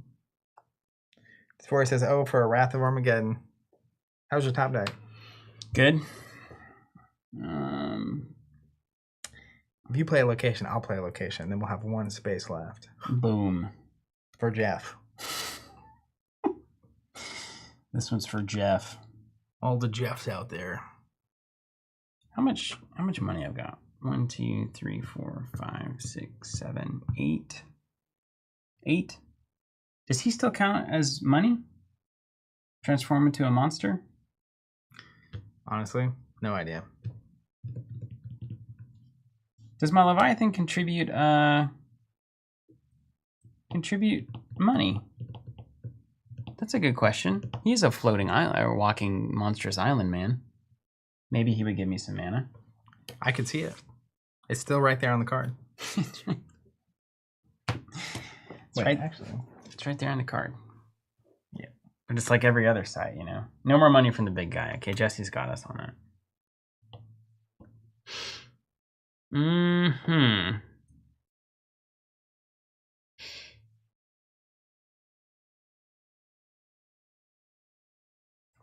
When Agenda says it costs a lot to move an island around. Dude, that Chain Lightning is one of my favorite cards.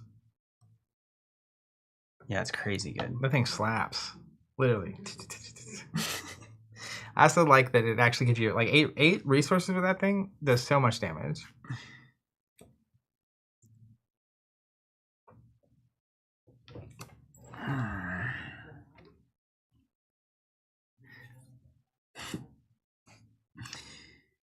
Oh, buddy, oh, buddy, oh, buddy, oh, buddy. Here's a question. If you're on death's door on my turn, can I kill you on your turn? Like if you attack the avatar and I'm blocked? Yeah, probably. Or is it like until the start of my next turn I can't kill you? I think it's still, I don't know, I'll have to look at it. Can you do that? I just want to figure that out. Wait a second, wait. Can you actually do that? We need to know. Man, if I had one more mana. That reminds me of in Fab when someone says, if you just hadn't played CNC that turn. 1, 2, It's like, well, let me count them yeah, up of course. again. Okay. 1, 2, 3, 4. When Agenda says, 5, yes, you can die on 6, your next 7, turn. 8. And my guy doesn't give me, because I really need to spend 9 here. What do you need 9? You have like a 5 and a 4 or something, or you have like a 9?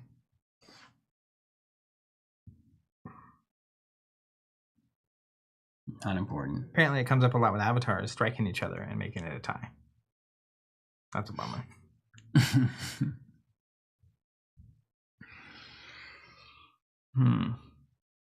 We just got to run a little bit of math here. Break it down for me. I have very limited options, and I'm either going to be able to kill you next turn or not. So it doesn't really matter. What's going on in your head? Well, I know you're not going to be able to kill me. Okay, that's impressive. Yeah, it is. Because I am going to play Wrath of the Sea. Okay. My top deck. Flood all sites adjacent to a body of water this turn, which is everything that isn't these two. Okay. And then submerge all minions and artifacts on water, which is everything. Now, that's great for everything that drowns. We love it. But we drown our own monster because it does not have submerge. Yeah. And the sea serpent gets submerged, can come up and basically do nothing. Mm-hmm. Now, if we had one more mana, we have this beautiful card, Marine Voyage. Units can move between any sites in a chosen body of water as if they were adjacent. So I would use my avatar. I would make this water, or make this water. Or Move something. your I think I'll have to- big dog over there. Yeah, move Big Dog over there. And then at least get 8 damage in on your avatar before it drowns. Because I don't know how I'm going to make up the 12 to death's door gap. Yeah. The thing you would actually do there is, in my opinion, you would flood like here. Mm-hmm. You would attack me here. Or not here, like here. Somehow like flood this. I don't know if you can get a sight. I can't flood a void, yeah. Because if you get your guy here, you could that- do the damage and keep him. That would be sick. Yeah. Yeah. I can flood here with avatar and move it. And then I can move that guy from here to Well, here. you can at least clear the board and let's see what happens. Seems pretty reasonable. What's reasonable? Just kill me. And no, I can't kill you this turn, and then buy an extra turn to draw something else. Yeah. And I get another sight, potentially. And I just gotta start drawing hot. Because like, yeah. That's really it. And I'm still gonna have to get to you and kill you. Mm-hmm. And as Jesse's saying, this technically wouldn't flood because it's not adjacent to any water sites. That's very good for me. So at the dead of night. Now I could move the avatar here, flood it, and then it would drown, but then you would just kill me with your avatar of air. Yeah, that is a problemo. And remember, I can like boost this guy with this. Like I can fling him. Mm-hmm. So be careful where you're. Oh right. Yeah, you can send it So he can like go to one of these two, and then attack. anywhere. I can't get here. Dang. So I'm gonna have to boogie. Now the question is, before Wrath of the Sea happens, if you don't know Wrath of the Sea is happening and I attack into your site, do you block with your Spire Lich? You're attacking for 4. And Oh wait, I can't because I'm waterbound. That's Yeah. right. That's a necessary component of this play. Okay. So maybe there's something trickier to be doing, but I am just going to play Wrath of the Sea, flood everything, submerge everything. So this is going to go. Leviathan can hit from... The rubble from the Leviathan is flooded. Oh, does it say that? Hold on a second. Yeah, place a rubble underneath. Why is it flooded? I don't think it is. I think it's saying it will get flooded now. Yeah. So And then what? If you could make the play, you could flood everything. I don't know. But then this submerges. The rubble from the Leviathan is flooded. Wait, wasn't there something that said that? Oh, place flooded rubble underneath. It There says it it right there. Okay, right there in the line. So it will even flood this site now. Now, if something's flooded, does it provide mana? Because then we got the Bugatti play. I don't think it does. Because you flood my sites and you'll get my mana. Why not?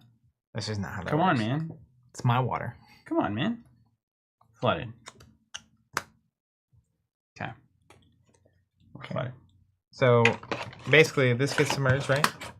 Yeah. That's Wrath of the Sea. We'll This submerge everything. Gets submerged. This gets submerged. Mm-hmm. This gets submerged. Mm-hmm. This guy also gets submerged. This guy gets submerged as well, yeah. Get out there. And then we submerge the serpent.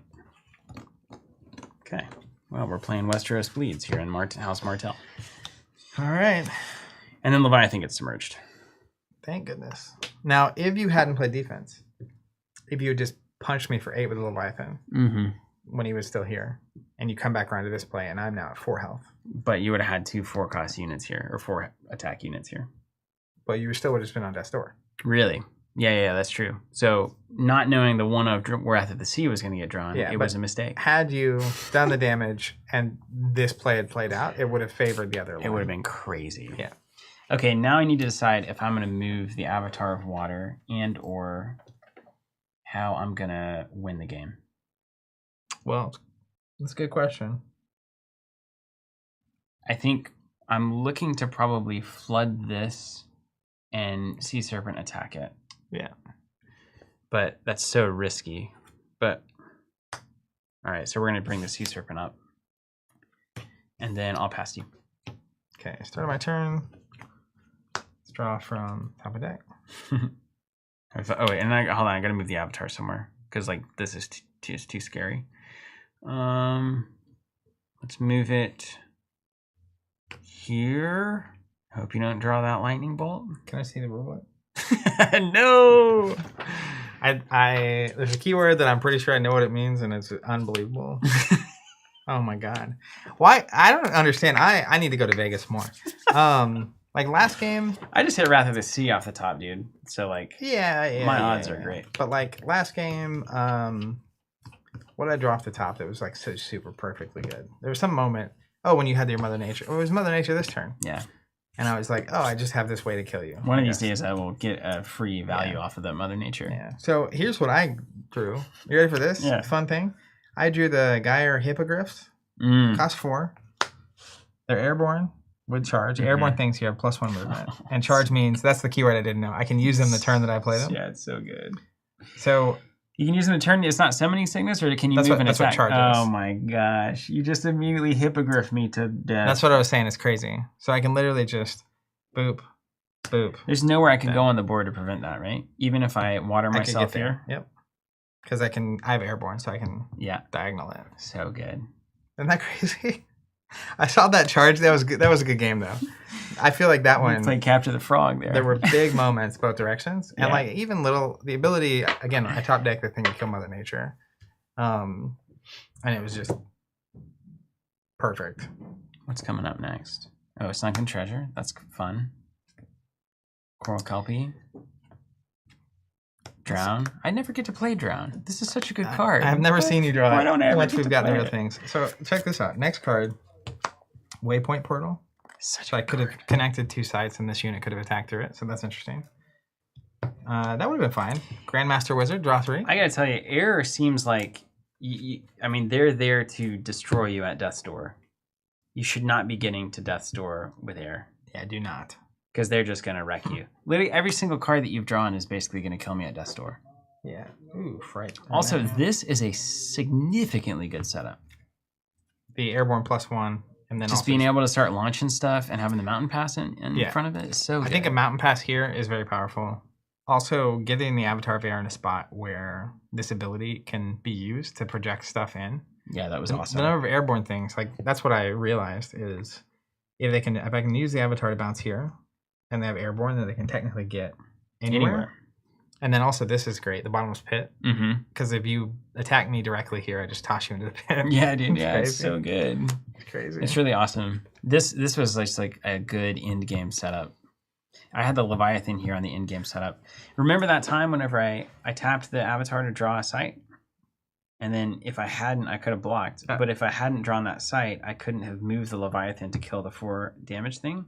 But ultimately that didn't matter in the end. So it's like, these decisions are insane. Yeah.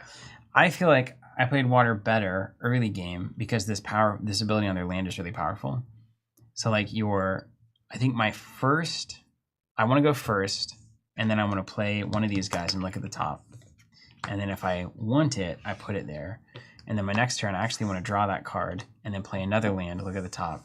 So your first 3 to 4 draws off Water should be 50% better because you get a chance to filter. That's really powerful. Yeah. Like, the card draw is so limited in this game that making sure the cards you're drawing in those mid-turns that are actually useful and playable is super powerful.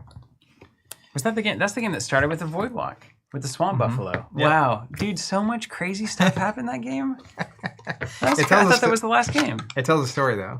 Wow. Yeah. That was a cool game. That was really, really awesome. Yeah. I'm happy that happened. That was more, like, the score ended up being, on paper, it didn't seem crazy close. But That the game was Leviathan decided by a couple decisions. almost got there. Yeah, for sure. That was great. Hey, everybody. Hey, thanks so much for hanging out, joining us on the live. Like I said, we're going to cut these videos up, and we'll make them much nicer in the final form that they're going to be posted in. So I hope you join us there. We might do some wild effects. It seems like a game that's perfect for that. And beta. Yeah. So beta is the second printing of the first set of the game. Alpha's coming through Kickstarter. I think that's probably a month to 2 months away, it seems like, at this point. Yep. And then if you miss the Kickstarter, or if you just want more of the first set and you obviously can't get in on the Kickstarter anymore, beta is available through us until March the 31st. We're going to shut that off very early on April 1st. And that is the best way to get the first set if you don't have alpha coming, or if you don't want to open your alpha, which some people don't. Or if you didn't buy as much alpha as you're going to need. If you're seeing the game and you're like, I need more of this. Yeah, or and if you then, just want the lightning bolt. That's where I'm at. We're not, I don't know what Eric's plans ultimately are, but our understanding is that it's going to go to distribution and be available in retail, particularly beta, maybe. Don't know where all that's going to end up, but certainly the Precons should be. So this is not the only way probably to get beta. We don't know that for sure, but it's almost assuredly not the only way to get beta.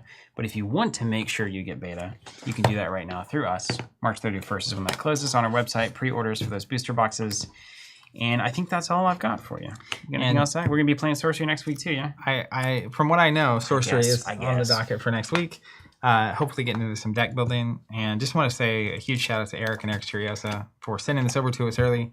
And I've said this a few times, but basically for the desire, determination, and honestly the courage to make this project happen. Like a lot of people don't really fully understand 300 to 400 pieces of hand-painted art made before the Kickstarter even went live. This is a tremendous risk and a very unique project that happened. So it's just so cool to see it actually, like that kind of effort and risk be Yeah. rewarded with success from the Kickstarter onwards. So congratulations to you and your team, and thank you for working with us to be able to play these games. I feel so lucky that we get to play these this early. It's crazy. And I think the lesson from today is if you want to win, you got to play fire. So I think that's pretty obvious. I will say the second game with air went way better for me. You felt the threats, right? Part of it is I also felt like I understood the kind of advantages I had as a color or a element. So that was cool to see. I'm glad I played that a second time. I feel like water is supposed to be pretty defensive. Submerge your stuff, protect your borders, and then, you know, have these big moments where you're drowning stuff and then you can take over. We'll see if I can figure out how to make that win. That's the next challenge for old Stevie. But that's what I'm looking for. That's why I like it. It's like, I want that challenge. Yeah. This is what I live for in games. I think the elements have natural enemies, so to speak. I don't know what the color chart looks like, but like ones they're particularly good or bad into. And when you're on a singular element and what they're doing, it can, like, to me, airborne is really good against people that can't just directly kill the airborne stuff. Fire, you were just killing my stuff, and I didn't have a board. And that time, my little falcon was really good. Yeah. Like, yeah. I don't know. But now here's a question, though. Here's a question. If I flood one of your sites and I've got a little sea serpent underneath here, can I attack that without surfacing? I don't think so. Like, if you're submerged, can you attack a flooded site that your opponent controls? I feel like you have to be submerging, without up top to attack. You think you have to? Because if it was water versus water and you were submerged, I don't think you could even attack the site that you're on submerged. Right? I think part of attacking. But isn't that what the ocean is about? I don't know. I guess that wouldn't make sense, because then burrowing things could just attack burrowed to every land mass. Yeah, that wouldn't make sense. It would be good, though. It'd be really good. It would be very good.